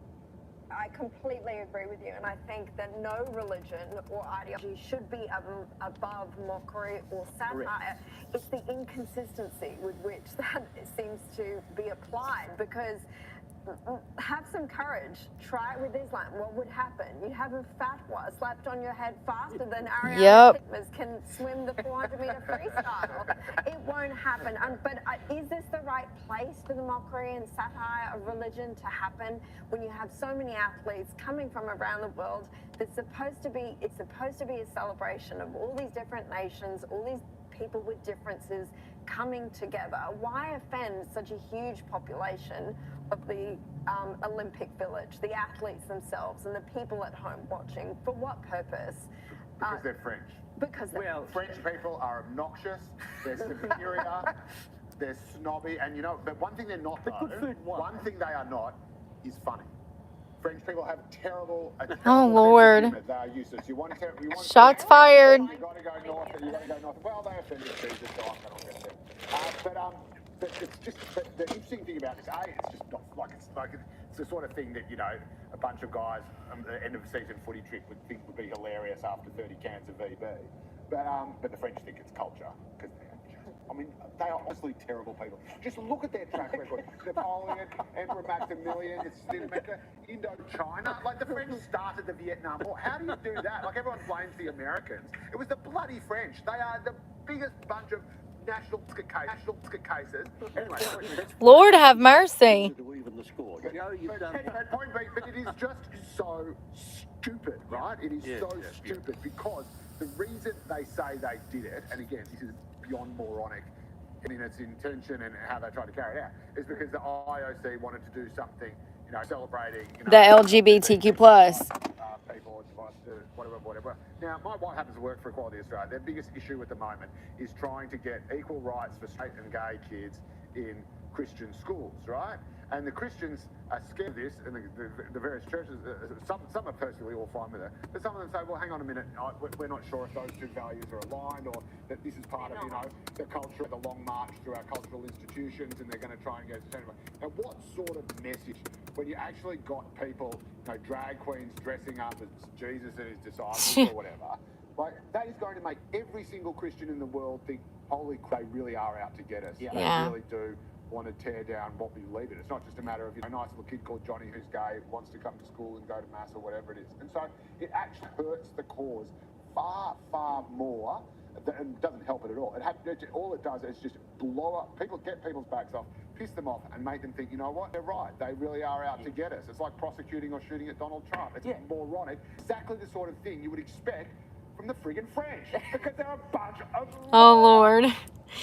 This is what I want to show y'all. Let's see if I can get this. Hey, this is from the Netherlands. A Dutch volleyball player who raped a 12-year-old British girl is set to represent the country at the Paris Olympics. Steven van der Velde was jailed in 2016, but despite the outcry, the Dutch Olympics Committee has defended his selection. Well, I'm joined now by sports broadcaster Chris Scudder to find out more. Chris, this seems like an astonishing story. Here's an individual who raped a 12-year-old British girl when he was 19. How on earth is he allowed to compete at the Olympics with a criminal record like that? Yeah, shocking case. Major morality issues here, Martin. I guess it's where you stand on should an offender be allowed to a second chance after being found guilty and being punished. Is there room for reintegration and rehabilitation? Now, the Dutch Olympic Committee, it's down to them, nothing to do with the IOC. I think the Olympic umbrella would come and... It's unbelievable. This, but they allowed the individual association, that's what they always do, to make their own decision. The Dutch clearly think there's no case to answer in so much as they think he has now done what he has to do. I'll give you a couple of notes. He's met all the qualification criteria, whatever that means, following an intensive, professionally supervised trajectory. I'll just take you back years. Do you remember the footballer Ched Evans, who was accused of rape and eventually acquitted completely? When he was looking to come back after he came out of prison, before he was found not guilty, The Football League said they took the same stance as the Dutch Olympic Committee. They said, you know, we are not going to intervene here. They recognise the gravity of what he's done, but they value reintegration and rehabilitation, and they allowed clubs to, you know, employ him if they wanted. But as you remember, there was a massive outcry, and a lot of people got very upset at the prospect of him coming back into football. But of course, he had the last word because he was found not guilty completely. Now, this individual was sentenced to 4 years in prison, only served 12 months of that. At the time, the judge sentencing him said, your hope of representing your country now lie as a shattered dream. That hasn't happened. He will represent the country. The next point is this, Chris. Every Olympian has to sign a document. It's called the Athletes' Rights and Responsibilities Declaration. Point 7 demands that they act as a role model. How can a convicted rapist be a role model? Thank you, Brandino. Chained. 1894. I won't give you it in Latin, but it's basically faster, higher, stronger. A couple of years ago, it was updated to be modernized to include the words together. Faster, higher, stronger, together. That me has morality in it. Educational issues as well, and you'd have to say, yeah, that you know, that doesn't really fit the Olympic ideal, does it? It was created 19th century by a guy. Custom tailored. You're right. They did. They offended everybody. That was their plan. To start with, but it has been modernized now. So, and when you consider that, you know, the IOC have banned Russia from the upcoming Olympic Games, apart from the Ukraine war, of course, their drug problems of the past. But what they're doing, they're allowing some nations to take part if they can vet them and allow them to compete individually. So what is the difference there? They're allowing some Russians to come in. Okay, Chris, I'm afraid we've simply run out of time. We have to leave it there. Maybe this is what God meant for me, because I'm going to tell you what, this comment section has given me patience that I've never had before. Maybe this is the way that God is going to teach me patience, by learning to block all these people at the same time. Oh, I love it. You know, you got to turn everything into a positive. It's absolutely ridiculous that this kid was allowed to play. He intentionally met a 12-year-old. I want to tell you one athlete competing in. First of all, I'm sorry for dying. 12 and 19, that's a 7-year age difference. That is two different mentalities. That is not okay. Why is he allowed to play in the Olympics? I just want y'all to know that this is how they start to normalize this. This is how they get these people around your children. Let's not forget the children at the Olympics. Tons of them. Tons of them. And I'm sure, you know what? Let's see if we can find him with any young fans on the internet. You want to? Let's Google and see if we can find pictures of this guy with any children. Let's see if he's taken any pictures with any young fans recently. Hold on, I gotta find his name. I done forgot his damn name that quick. Uno momento, por favor. All right.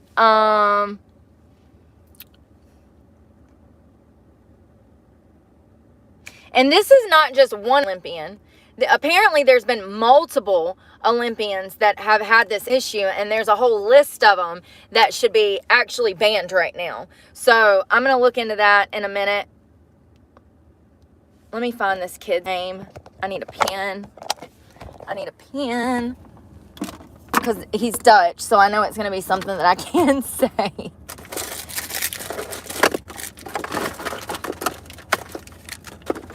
I mean, it's just crazy to think that he might have a job one day teaching or something, you know? And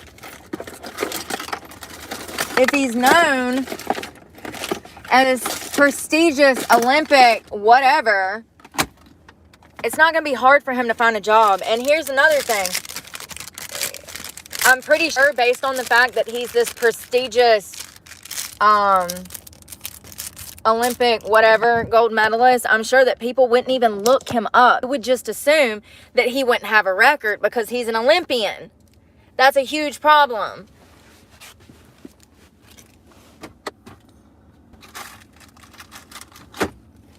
We literally had a pen earlier. I can't find it. Screw it. I need a new tab. Okay. Here we go.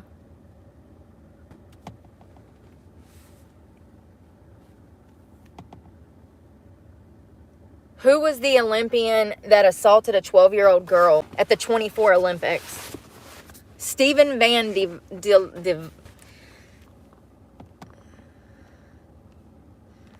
Stephen Van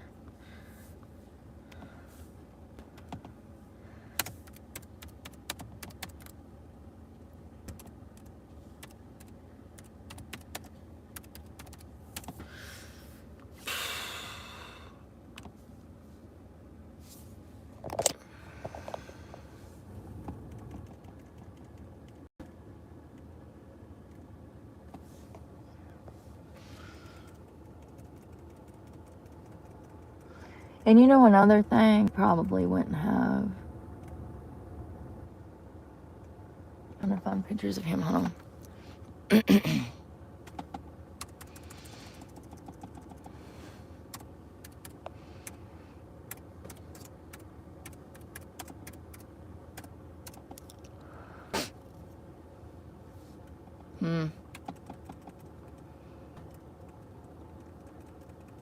You know how like football players, when they come off the field,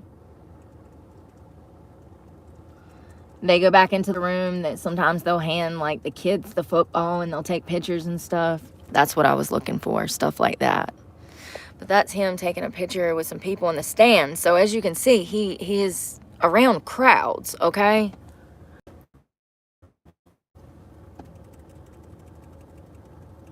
I just don't think that it's a smart idea. This is how they implement these weirdos. They acclimate them into society and make them, you know, they take away the stigma of being a pedophile. And then, you know, before you know it, these people are just going to be everywhere and you're not even going to know it. And he should have never been allowed to play because he was convicted. 15-year-old kids in the village, that we didn't feel it was appropriate to have someone with that record in the village, and like, at least that has been handled and addressed, but it's not a great situation. Let's talk the man at the top, Andy Anderson, Chief Executive of the British Olympic How do I go back? Association. Andy? Oops. Hi, I wanted to speak in defence of the Dutch guy. I mean, you know, my first reaction is, what right do we have to criticise the Dutch justice system? It's the British justice system, John. It's British. Sorry? He was convicted in Britain, John. Well, okay, forgive me. What right do we have to assume that our system does not take atonement into account? You know, are we saying that people should pay and pay and pay definitely? That doesn't sound like a very Christian attitude to me. Here's the thing. And taking into account the age of adulthood is 18, right? Supposedly, but that's not a finite number. You know, there's a range of a bit. Oh wow, he's weird. So first of all, this was a 12-year-old child. He was 19. He knew better, and not only did he know better, but he had to make of the intent was there. He had to go through a lot of steps to go meet this girl. So he knew what he was doing, and he knew that it was wrong. And this guy says, should he have to pay and pay and pay? In my opinion, the only people that should have to pay are child R-worders. Yeah, absolutely. Absolutely. And the thing, he's saying, what should he have to pay and pay and pay? I'm literally living that life right now. That is my life. So I can't find a job to save my life because my sins from the past are still with me. And no. Legal adulthood is at 18. Thank you. The age of consent isn't. But those numbers are really, really important. There should be absolutely no flexibility around any of that. Are we suggesting he was an adult, she was a child, she was completely years and years, I mean, years below the age of consent. And he I know. Are we suggesting that wasn't taken into account? That the punishment wasn't... God and family, yes, you are correct. The punishment should have been longer. Absolutely. They want to normalize this. Bloke only served 12 months behind bars. I think that's absolutely ridiculous. People should be aware of what he was charged with. That's absolutely true. You know, he wasn't charged. He was convicted and pleaded guilty. Mm-hmm. So it's not just a charge. He did it. Now his job involves him being around children in an Olympic Village setting. Exactly. Kids under the age of not just 18, but I think 16 too. Why should they be put at that risk? One has to presume that the guy's learned a lesson. I mean, if he's truly not learned a lesson, then he doesn't belong out of prison, clearly. You know, but he may have kids of his own. I don't know. So you're right to say that once people have served their time, that's what their punishment is, and then that form of the punishment is over. Mm-hmm. Yes. And there has to be a world in which even people who commit very serious crimes have to be able to work after they've finished in prison. They have to be able to do some jobs, otherwise their state are going to be paying for them for... That's what I'm going through. Yes, all I'm saying is I don't think it's up to us or even the LBC audience to presume that we know a suitable punishment for what he did. We don't need to worry about that. The punishment has been given. The question is what happens now, and whether or not it is reasonable, justifiable for someone who has committed events this serious to be representing their country at the Olympic Games, where children will all be. Mm-hmm. Listen, do you not think that he is going to be kept a very close eye on all the time? Why should a risk considered in this setting? You wouldn't do it in a school. You wouldn't say, oh well, yes, they committed this horrific crime. Yeah, no, there's some risk they might go and do this. But you're going back to... Why are you putting children at risk by having this? This guy is taking this shit way too personal. In the first place, which was that we are presuming to know that we know what the right punishment is for his crime. No, I'm saying that there are jobs that he can't get given his crime. Right. So, should one of those jobs be Olympic athlete? Give there in the village, living there, and there are also living there children. I'm in your right. That guy should not be in the Olympics. I've got a criminal record. For me to get a job, how the hell is he going to the Olympics a sex offender? He should have got more than 12 months in prison. He should have got life. Thank you. 100%. Preach. Paul Radcliffe, she's an idiot. Right, saying she win good luck. Well, how can you let a rapist go to the Olympics, a young kid in the Olympics? How can you trust him? You wouldn't put a murderer into the Olympics. You wouldn't put a bank robber, as you said, a bank robber into the Olympics. Good point. There's no way on God's green earth that they would even let me in there. Probably not. I mean, I'm sure that there's some kind of security measures, right? I don't know how that works. All I know is that they would never let me play in it because I'm a violent offender. But this guy, they're trying to normalize this. How can you put a rapist raping a young kid into the Olympics? A serious crime. If you commit a serious crime against a child, you should not be in the fire. End of. That's the end of it. What do you mean by the public? Exactly. You're going to be an Olympian, so you're going to become a role model to young people that aim to do what you're doing. Well, this is the problem, isn't it? There's going to be young children. I've got a teenage daughter, and if she wouldn't approach a stranger, but if she saw Beyonce walking down the street or whoever her idol is, she may well feel comfortable and feel like that's a safe person to approach. He's now in a position of power as well as being a predator, which is what he is. Also, to consider the fact that there's gymnasts there as well. Yep. That are normally young. I mean, my daughter's dancer and she there are literally children competing in the Olympics. Yeah, I know. My daughter represented England in a dance competition earlier on this year. She was 13 at the time. Parents and everybody else had to have a DBS check and compete in. But I had to be DBS checked because other people's children are there running around in next to nothing dance costumes. It would be a dream for somebody like him to be in a room like that. So the rule is that if you want to compete in a sport in which there might be children also competing or even there, you have to go through checks which would screen out anyone with a conviction of this type. Yeah. Okay, so now imagine a set of circumstances in which someone who's very, very good at a particular sport but has a conviction like this is competing in an arena in which there are children watching in the stands. Should they be banned from that? They should be banned. Absolutely. Why should... Yes, he served his sentence, but there are lifelong consequences to the actions that he did. Just like he's on a sex offenders register. That's a lifelong... Hello, I wish I could say Lorra. I don't know how it's Laura. So what job should he be have? Because he's got to work. How it's pronounced. I don't want to pay taxes to look after this bloke for the rest of it. So what job can he do? Should he can do a job where he's not, for one, that is a privilege. It's not just a job, it is a privilege. It is. To represent your country is a privilege. He's not entitled to that privilege because he's a paedophile. Okay, so he can't represent his country, but what job can he do? He could do an office job. Anything not around children. He could do admin. God, I don't bloody want to sit next to a paedophile, thank you very much. Or maybe they get him an office. Well, they've gone through so many problems, they've got him his own place to stay, so maybe they could get him his own office. I mean, they've got to pay for his own office now for this guy to work in. Or maybe he should start his own business. My thing is, he wouldn't be allowed to teach volleyball in this country. No. But yet he can represent his country.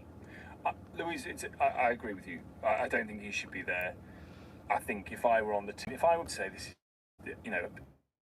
no one's going to cheer for you. No one's going to applaud any success you have because the bloke that you're But they do. next to is a paedophile. But the punishment was at least a year in prison. I mean, forget it. But there it was. It was a year in prison. He completed that punishment. You have to have people able to get on with some form of existence after committing a crime. The consequences of what he's done, they're going to be with his life. I mean, yes, he's served his sentence, that's over. But the consequences are going to be with him. And he wasn't thinking about the consequences of his victim.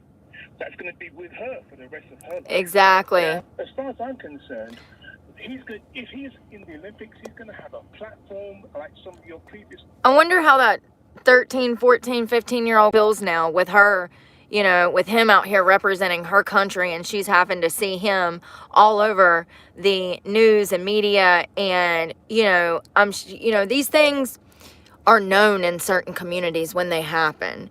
And I'm sure that it's very tough for this young girl at this time. His quality, he's going to be looked upon as in a role model point of view. Exactly. And that potentially could put other children at risk. Mm-hmm. So to be safe, to keep the vulnerable safe, his options for the Olympics have to be restricted. I wouldn't have him anywhere near representing country to say the best person that we can find to do this particular sport happens to be a paedophile. That is not People are outraged, and they have to be. It's absolutely unbelievable that they were that they could do this. First of all, but second of all, the Last Supper, the whole blasphemy towards Christianity, and it's absolutely a dig at Christianity.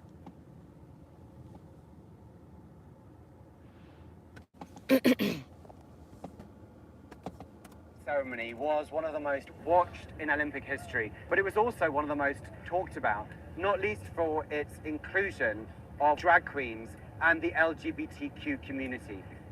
This season, drag queens held global center stage for the first time, including Nikki Doll of Drag Race France. But it was a perceived tableau of Leonardo da Vinci's Last Supper that drew the most attention and mixed reactions. The far right here in France called it a provocation, whilst many Catholics all over the globe were united in their distaste for it.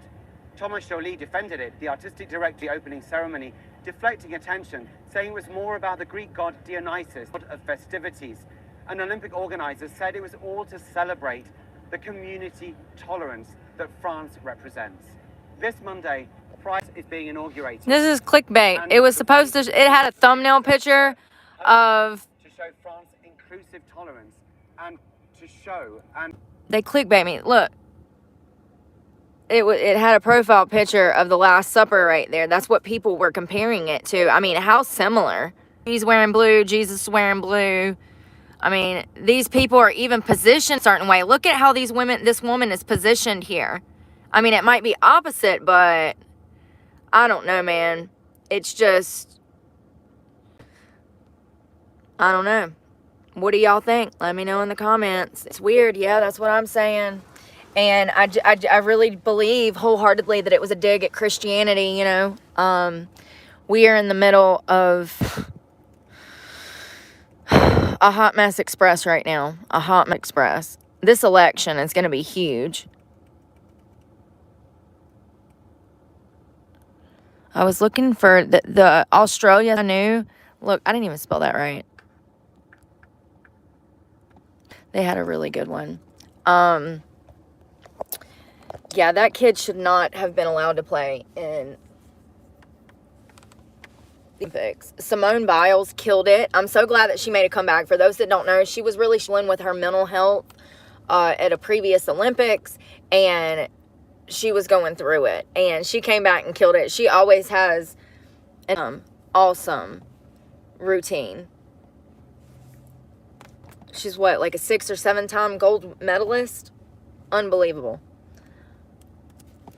Let's see,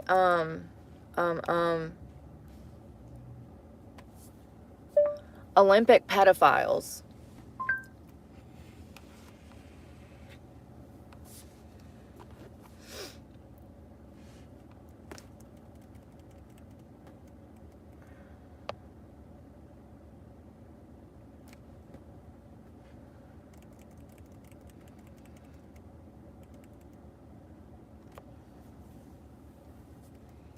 So y'all remember Larry Nassar case, right? With the gymnast, if I'm not mistaken, the doctor that abused a bunch of the gymnasts for the U.S. Olympics team. He's currently in prison, but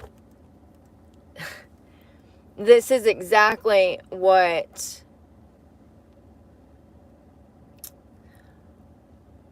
Listen, there's certain... I'm not saying all of the LGB are involved with children. What I'm saying is there are some members of the LGB that specifically join the LGB to be able to try to hide, to blend in, and they use their sexuality, and they are absolutely into children.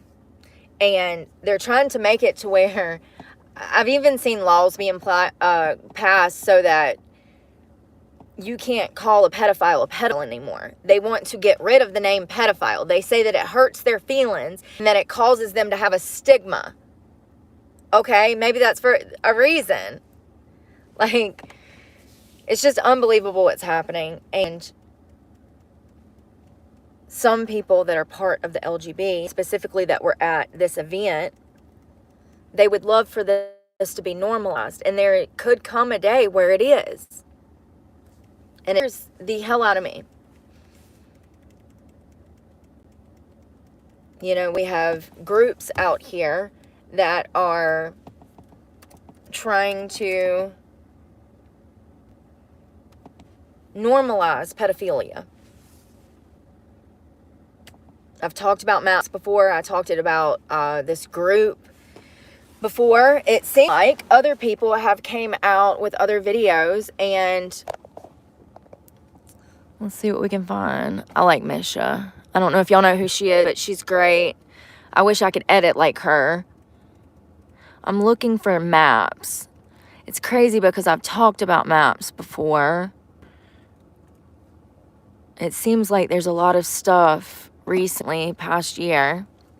Hey guys, it's Misha and welcome back to my channel. So today, unfortunately, we have to revisit what, in my opinion, is the most disturbing topic that I've covered on this channel, which of course is the rise of MAPS, or minor attracted people, aka pedophiles, because this trend of attempting to normalize pedophilia is not going away. For example, recently we had Eliza Blue say this: parent and community, including teachers, potential leaders, and neighbors, will decide if the child is ready to consent. The community and the child, if the child so desires to have intercourse with an adult, I feel that some minors are more equipped to engage in sexual activity with adults and others? Yes. So in my first video about maps, we looked at someone named Alan Watt, who was a professor teaching students that we should be using the term maps so that we don't offend pedophiles. To use terminology for groups that members of that group want others to use for them, because it's less stigmatizing than other terms like pedophile. Therapists talking about should accept maps, so I thought we would take a look at that. Folks, my name is Miranda. I use she, her pronouns,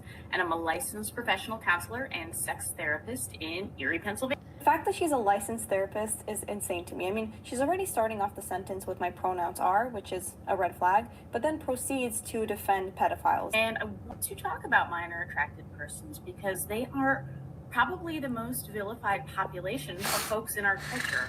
Good. Right. As they should be. And most folks First of all, making incorrect assumptions about them without actually knowing. I want to pause this because this is the type of people that give me problems in public. I go in to buy a cup of coffee and they refuse to sell me a cup of coffee. Like, this is a warning sign. By all outwards appearances, this woman is not doing well. About them. Well, I know they're attracted to children. That's all I really have to know. And those assumptions create harm for an already marginalized population. Is only part of who they are and doesn't represent everything that they are. We are Thank you, Lucas. I agree. With many different facets or parts of ourselves, and this includes folks who are attracted to minors. It's like saying he's such a funny guy. We love hanging out with him. He's also a pedophile, but he's also with photography. You're gonna look over the fact that he's a pedophile? They've not chosen this attraction, just as the rest of us have not chosen whatever our attraction is. You don't get to choose to be heterosexual or to be gay or whatever you are. I hope she doesn't have children because I feel like she'd be the type of person to leave them with a map because, you know, she's so PC and we have to be tolerant of them, and just trust the pedophiles that they won't do anything because so, right? So we should just trust them. Right. Because that's their whole... Ricky Bobby, psychologists say 10 years above, 10 years below. Now that is starting at 18. That's starting at 18. 18 to 28. That's what psychologists say. Me personally, I date 5 years, maybe 10 years older than me. I like maturity. Stuff's hot, especially when I have none. I'm just being honest. Their whole argument. They're saying that because these maps aren't going out and actually touching kids, or so they say, we should accept them and not call them pedophiles, just call them maps. Even though their attraction to kids is what makes them a pedophile. There's also this strange argument that they're making that if we normalize this, that will somehow help them go into therapy, right? But they can seek treatment without us normalizing their attraction. If it was normal to be attracted to children, why would you go to therapy? We should be letting them know that it's immoral, that it's disgusting. We shouldn't be sugarcoating it. It's pedophilia. Thank you. I understand that the left likes to change language constantly, right? Make up new terms for everything. This is just way too far to even consider that we should destigmatize pedophilia is insane. Especially since there are people right now saying that it's a myth that kids can't consent. We have to do everything we can to help prevent these pedophiles from hurting children, and by rebranding them as maps, it's not going to stop them from being pedophiles. And I understand that a lot of these people are former victims or survivors, but that doesn't mean we should be normalizing the attraction. Within this whole movement of them to normalize pedophilia, they'll often say it's just another sexual preference. Just like the LGBTQ community, right? They're part of it because they were born this way, or they can't change it, they can't help that they're pedophiles. It's just disgusting. A pedophile is a pedophile. You're not talking about a grown man with another grown man, you know, two consenting adults. You're talking about a grown man or a grown woman with a child. There's also this Franklin high school teacher that was teaching students that they should be using the term map.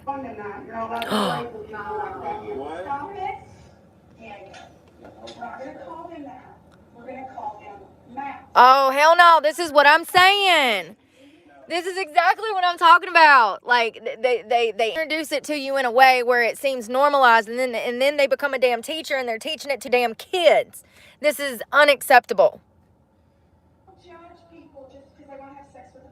What? Did you hear that? She said you do not judge just because they want to have sex with a 5-year-old. This is a teacher teaching her students that it is okay to touch on children.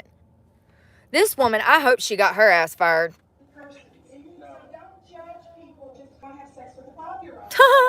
That's exactly what you do. And you call off. Yes, they should fire her, but all the hate that she's getting to ruin her career. Good. They need to get help, not make up new terms so that the pedophiles can feel better about themselves. Or trying to fight for their rights because the pedophiles are oppressed, not the potential victims, right? Forget about them. Let's focus on the pedophiles and their feelings. There's also this debate about whether or not a pedophile is made or born. If the brain is wired that way, it also implies, doesn't it, that the wiring cannot be changed. There is no cure. We know that without a doubt. They're reinformable. Just now, no medication, no therapy, no surgery. That nobody's produced. Well, aside from castration. Castration is the only thing that works when it comes to rehabilitating these people. You cannot take their desires away. They are just not wired right. The only option is castration. It's the only thing that's proven to work thus far. It's the only thing that keeps them from keeping their grubby little off of children, because once again, these are repeat offenders. These people don't do this just one time. You're talking to a survivor multiple times over. That's not exactly a cure. That wouldn't turn a pedophile. Castration wouldn't turn a pedophile into a non-pedophile. Castration, of course, removes a person's sex drive. Exactly. That's very beneficial. A lot of people who are attracted to something that they cannot enact would rather life without a sex drive. Which would make sense because you can't do anything with your sex drive as a pedophile. I also found this alarming TED Talk I thought we would take a look at. So most of these people don't. Yes, big Gerbert. Yes, it is the government. Yes. But the problem is, these people can't talk about their feelings because they know that they will be hated for it. And what if this love that you really wish for will forever be impossible? Oh, God. That must be a really lonely situation to be in. Jesus, help us. It's like telling me, we know that you love your friend and we don't minimize this love. However, you cannot act out on it, ever. It's not like that at all because your boyfriend is not a child. And I'm not justifying this. On the contrary, I work for police. I'm just saying that it's a logical thing to happen. And now I hear you think, yeah, but you know what? Whoever the offender and whatever seriousness the crime, they should still be punished for it. Yes. But what if this time the offender is your neighbor? Oh, God. Your colleague? Your football mate? What if this time the offender is your husband or... Well, I'm going to be calling the law, and I'm going to tell him to bring some handcuffs, that he'll be waiting on the front porch. Probably already have his ass hogtied. I'll have his phone and all of the evidence already screenshotted for him, so when they get there, they can just haul his ass off with no questions. What do you mean, what if it was my husband? His ass is going to jail. And speaking of women offenders, I'm glad that you brought that up. Let's talk about that, because this is really getting ridiculous. I mean, you send your child off to school to get educated, hopefully.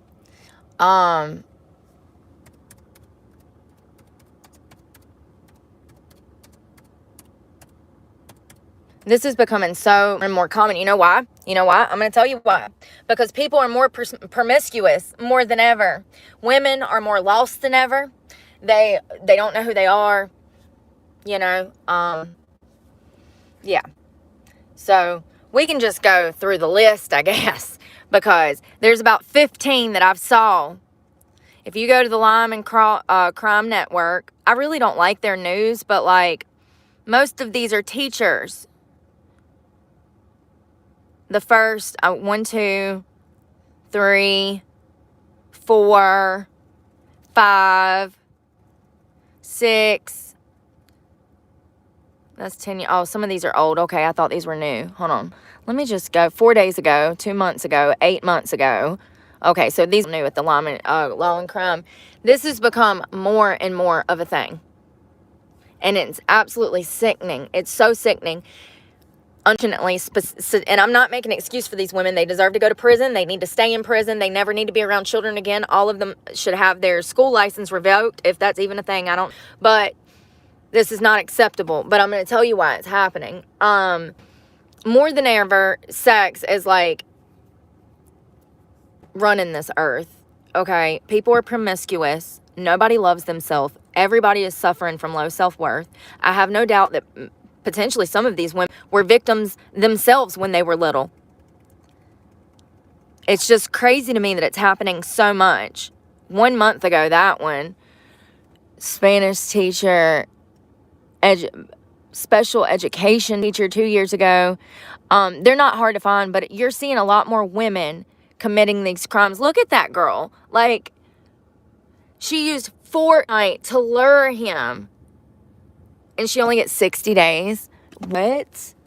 How? A teacher befriends a student by playing Fortnite with him before sexually assaulting him for years. A judge sentenced Marca Bodine to 60 days in jail and 10 years probation today. Bullshit. The DA's often furious because they wanted her in jail for 40 years. And all new tonight at 10, 813's Brianna Connor is digging into this unusually and surprising-like sentence. Brianna, make sense of all of this for us. Several people out there really shocked about this. I did speak with a couple experts tonight. No one is excusing this illegal and predatory behavior, but I'm told there were several things that went into Judge George Glass's decision on a sentence intended to provide justice for the victim and discourage this former teacher from doing anything like this ever again. I asked for a minimum of 20. A Harris County prosecutor pushed for Marca Bodine to receive at least 2 decades in jail as punishment for a predatory and you would sexual think. relationship she engaged in with the student. I agree, Burger, but During the hearing, the court heard from I the can't say your victim, screen name. his parent, and Bodine's doctor. I think no small part of an explanation sentence may lie in any psychological information they provided to the court. So they gonna blame her mental health. Attorney Christopher Downey says the judge had to take that testimony into account, along with how likely she is to reoffend. Other societal factors may have also been at play. By all accounts, this is an unusual outcome. And I'm sure that the gender of the person on trial, the fact that this was a woman accused of having sex with a Absolutely. young boy, that's going to factor into it as well. A clinical psychologist who Absolutely. works with victims of abuse says typically no. If that was a male teacher, his ass would have got them damn 2 decades.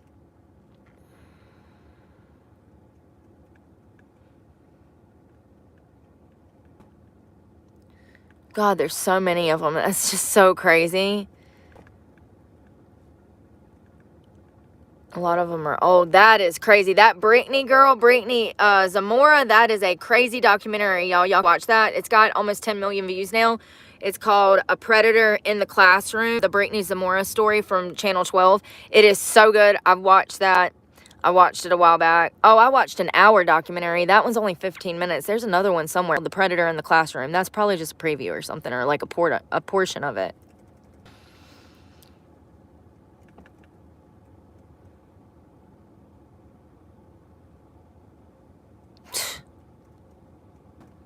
These people all look crazy, though, for real, for real. Well, she don't look too crazy. She's pretty, actually.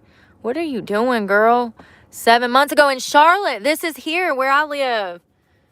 Yet another teacher is arrested for a sexual relationship with a student. It's just one of many cases in recent weeks, highlighting a disturbing pattern emerging across the nation. This time, we're headed to Charlotte, North Carolina, where 26-year-old biology teacher Gabriella Neufeld is accused of having sex with an 18-year-old student. These accusations all came to light on Wednesday. According to court docs, Neufeld engaged in intercourse or a sexual act at least 5 times since October 18th. While the interactions didn't happen at school, they alleged with an 18-year-old male student. After an interview with police, Neufeld arrested and booked into the Mecklenburg County Detention Center. She was later released on $75,000 bond. Wow. This power dynamic is one we've covered extensively at Law and Crime Network, as handfuls of similar cases have made the headlines start of the school year. But experts like forensic psychologist Dr. John Delatorre say this shocking pattern has existed for years.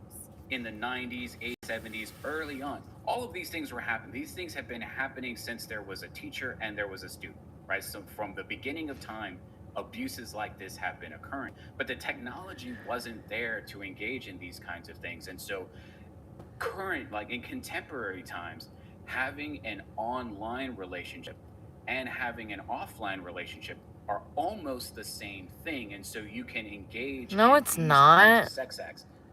Sexual texts, videos, images being sent to one another. He says the inappropriate relationships normally with a student-teacher dynamic. It's a Y'all, that looks like Hanging Rock. much darker. It is a pretty big jump, and it's a jump that actually happens over time, right? It's not one single jump. It's one little tiny little hop from one step to the next. Now, remember, some individuals actually do get gratification from engaging in this behavior. So part of the thought process is also coupled with a physical gratification that the person is receiving from engaging in this behavior.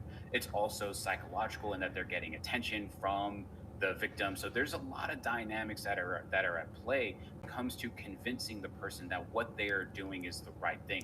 They always know that it's wrong. They've always known, exactly. They always will know that the behavior is wrong. They just don't care anymore. And it's that careless nature that we've seen much of in recent months. We've covered the story of Peyton Shires, the 24-year-old social worker now accused of having sex with a boy who's been assigned to counsel. Authorities in Ohio say Shires recorded videos of herself having sex with a boy. Investigators found that evidence on the boy's phone, and Shires admitted to the relationship while she was on the phone with his mom. At the same time, police were in. She's now charged with unlawful sexual contact with a minor. I agree, bigger bet KUSU. People should be outraged. Invited a 16-year-old student to have sex with her while her husband was out of the home. In Pennsylvania, school counselor Kelly Ann Shute was accused of preying on a 14-year-old boy in his bedroom after his parents left the house. Investigators say that exactly, Ultra Instinct. That's what I'm saying. These women are not mature women. Women are not mature anymore. They act like, and I know because I work with a bunch of women, and I work, with women that still act like high schoolers. Like, women are petty and they're catty and they're manipulative and cunning and conniving and backstabbing. They like to hee and ha and be two-faced and all of that fake shit. And the upcoming generation is even worse. One thing all of these women have in common is that they're all around the same damn age. Isn't that interesting?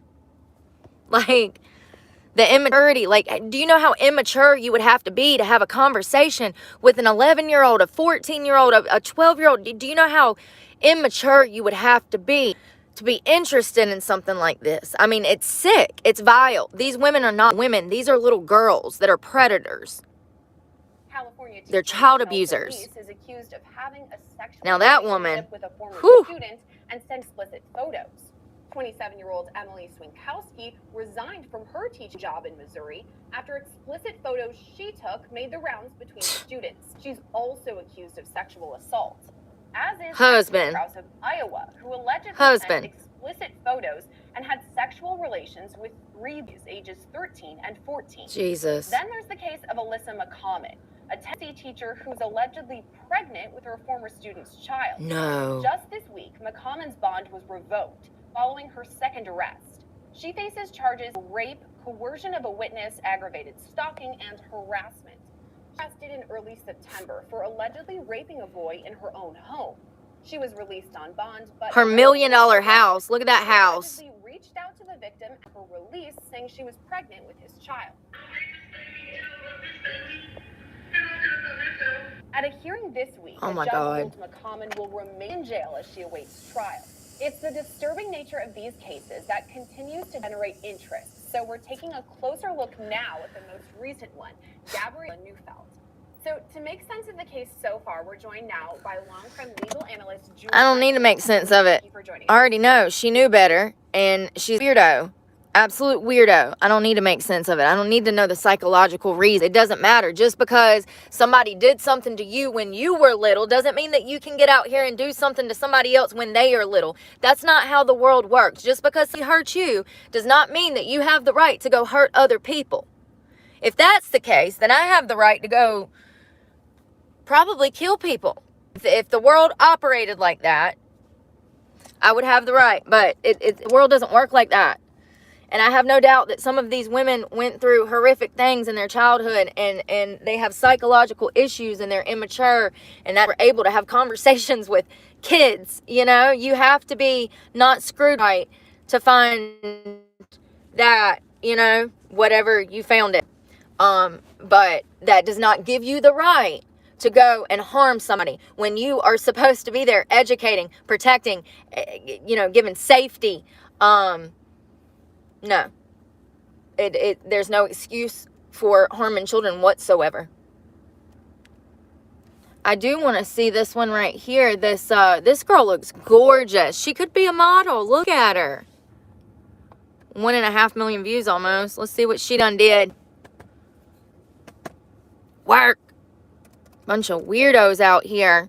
Schools are supposed to be safe places where children are not meeting predators, and unfortunately I think that is one of the first places they meet predators. In another case we've seen far too often, a Missouri high school math teacher is put behind bars on allegations she had sex with her 16-year-old student. Texas authorities arrested 26-year-old Haley Clifton Carmack on January 5th for charges of statutory rape, endangering the of a child, sexual contact with a student, and 4th-degree child molestation. According to police, she was suspected of fleeing the state of Missouri after the allegations and was picked up in Garden Ridge, Texas, about 30 minutes north of San Antonio and nearly 12 hours away from where she lived in Lakeway, Missouri. What? Police in Missouri say they were alerted to alleged behavior in early December after a student witness came forward and reported the relationship to their school's resource officer. Where is the rest of the community? Where is the principal? Where are the other teachers? You know, this particular incident, it sounds like other students were the quote-unquote lookout Right. for this, and I'm going to use the term couple loosely. You know, I see very often in my practice, and I think that it makes people wonder about the bigger community. And so I think we've all heard the term that it takes a village to raise a child. That doesn't stop just because a child goes to school. I spoke with civil litigation attorney Hillary Nappy, who leads her firm's victims' rights practice and has litigated hundreds on behalf of survivors of sexual abuse. She tells me the female teacher-to-student relationship cases are happening far too often, and it's time for schools across the nation to wake up to the abuse that could be happening right under their nose. I think that there is a stigma that gets placed on young men when they were sexually abused by men. Absolutely. And I don't think when a female is the abuser, that same stigma often applies for young boys. And I think that it is a cultural thing that in society we have to get over it. We have to start educating our parents and educating our children that, you know, this is not a quote-unquote fantasy that a boy is out just because he is having a sexual relationship with an older woman. You know, it's supposed to be safe places where children are not meeting predators, and unfortunately I think that it's one of the first places they meet predators, and we hear this too often across the country. So, you know, this one school in Missouri, certainly not an outlier. He was how old? 15, 16? Here's psychologically speaking that, you know, him being 15, 16 and her assaulting him, he could in return, his late 20s, then be attracted to someone the same age as his first experience. So, you know, I'm not saying that's going to happen, but psychologically speaking, this is how these happen. It's a pivotal moment. It's a pivotal moment when the act happens itself, and it can screw you up and screw up what you're attracted to. And what they were saying about, there's guys that are like, oh, I wish my teacher would have done that with me. It's still abuse. It's still abuse. So even though you're a weirdo and you would say something so weird out loud, it's still abuse. Disturbing details. To officials, the relationship occurred from November 1st of 2023 to around December 23rd. Investigators say the student witness learned of the relationship between Haley and the 16-year-old boy after they were shown photographs of scratches on the teen's back that he allegedly received while having sex with her in the witness's driveway. The student also told police they overheard a phone conversation between Haley and the victim, where the victim told Haley it was his birthday and she replied, quote, "I'm out of state, but I can send you money, baby." The student witness told police Haley was too friendly with her students and at times dressed inappropriately, such as wearing tight or low-cut shirts to show off, quote, her headlights and tight leggings to, quote, show off her camel toe. Wow. And no teachers, no principals said nothing. The reason Haley's divorce from her husband was pushed through, and that Haley wanted a divorce due to her husband only wanting to, quote, do butt stuff. Police also learned Haley had openly discussed her personal life with her class, including including details that she had gotten in trouble with the school for being too close with students, which was later verified by the district superintendent. Investigators say on December 8th, they made contact with Haley to seize her phone through a search warrant, and she handed over the device with no issues, but police noted she did not have the normal behavior of someone facing the same accusations. Police say Haley denied having any kind of relationship with any student outside of school, denied having contact with the victim outside of school, and denied all allegations. However, according to investigators, Haley's text messages beg to differ. And the messages recovered from her phone show a conversation between Haley and the victim discussing their relationship. On December 23rd, the sheriff's department received an anonymous tip that Haley was about to bolt and leave town to go to Texas. Before she left, planned to meet with a 16-year-old boy. After Haley's arrest in Texas, the school district where she worked released a statement reading in part, quote, "We are aware of criminal charges filed against an employee for alleged misconduct. We understand that charges are not the same as conviction, and the employee is to be considered innocent until proven guilty. We must stress that alleged misconduct is inexcusable. It does not meet the professional standards of district employees. An investigation is ongoing. The employee has not been in the district since December 8th, and we do not anticipate her return," end quote.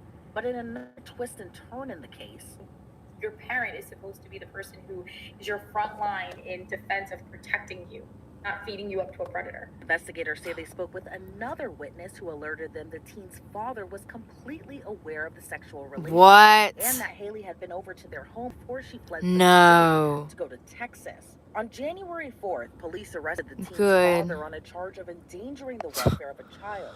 According to court documents, the father revealed to the second witness more shocking information, that Haley and the teen used students as lookouts while they were having sex during school. This unnamed witness told police they saw the father on the phone with Haley as Haley asked what was told to detectives. When the witness told the father they planned to go forward to police, he responded by saying they're going to do it behind my back, so I may as well let it happen. And also said he would lie for his son if he had to. For Abby, she believes the charge against the teen's father was appropriate. From a criminal perspective, endangering the welfare of a child is a crime. Absolutely. No different if, someone was beating. D, you're right. Allowed that to happen. Me In the too. past few months, law and crime Me has too. reported on I several worry about our cases youth involving so female much. teachers having sexual relationships with their underage students. In Louisiana, Tatum Hatch allegedly sent a 15-year-old boy nude photos of herself and touched him inappropriately in her car with a child present, even telling the 15-year-old she was worried she wouldn't be the one to take his virginity. Then in my Texas, Lord. Adriana Ruyan, a middle school teacher in Laredo, was accused of having sex with her 13-year-old student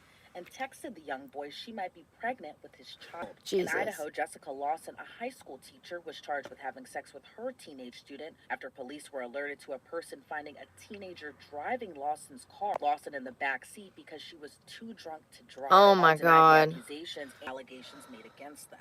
But are we seeing a rise of these cases? Absolutely. Or have they always been around, but now more people are reporting them? I think it's the latter. I think when you look at child sexual abuse and the statistics, those numbers were always there historically, right? And male on male, female on male, male on female. I think that we are a different society and we should be commended for how much we are now talking about this issue. One of the reasons that so many people have trouble with coming forward and disclosing their sexual abuse is the fear of, how they'll be perceived and the stigma that goes with that abuse. And so I think with the conversation happening now, and Me Too was really the catalyst, in my opinion, to start this as a society. You're going to see more and more of this, and more people are going to come forward. I also think, it's kind of like that masculinity view that a lot of young men don't necessarily recognize that their sexual interactions with an older woman are wrong. It gets portrayed in Apparently not, because that's boy's own father threw him damn under the bus. I bet his daddy was like, oh, I wish it were me. So sad. So sad. And once again, like she was saying, there's so much negativity that the victim to deal with when they come forward. Imagine how that girl at the Olympics felt, seeing her abuser getting celebrated at the Olympics when she's dealing with the consequences of his actions. He's on a sex offender registry, and this man is playing in the Olympics.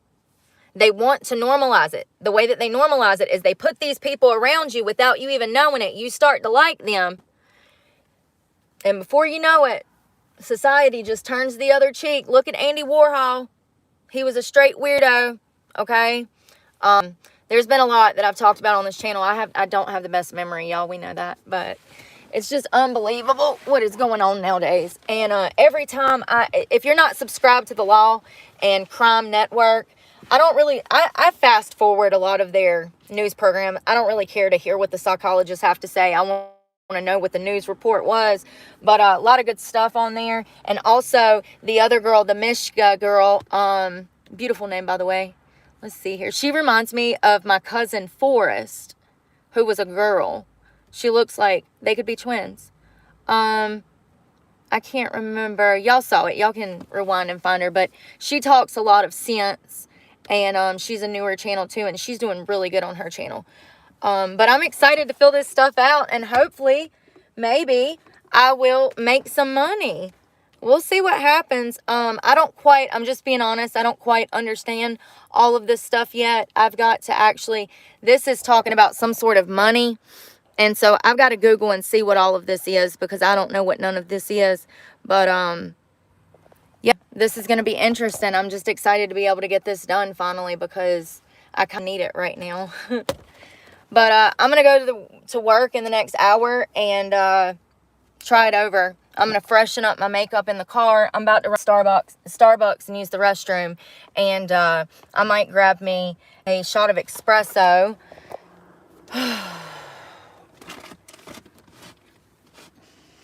And I'm going to go into work and give it a shot. Hopefully they actually open, because the other places that are on Google are closed. So this is the issue that I'm having, that I'm running into. I go somewhere and all of the clubs are closed. So we'll see what happens. But thank you guys for hanging out with me. And thank all the people that were respectful so much for being respectful and mature. Appreciate it. I hope y'all have a great afternoon, and we'll catch up soon. Bye, y'all.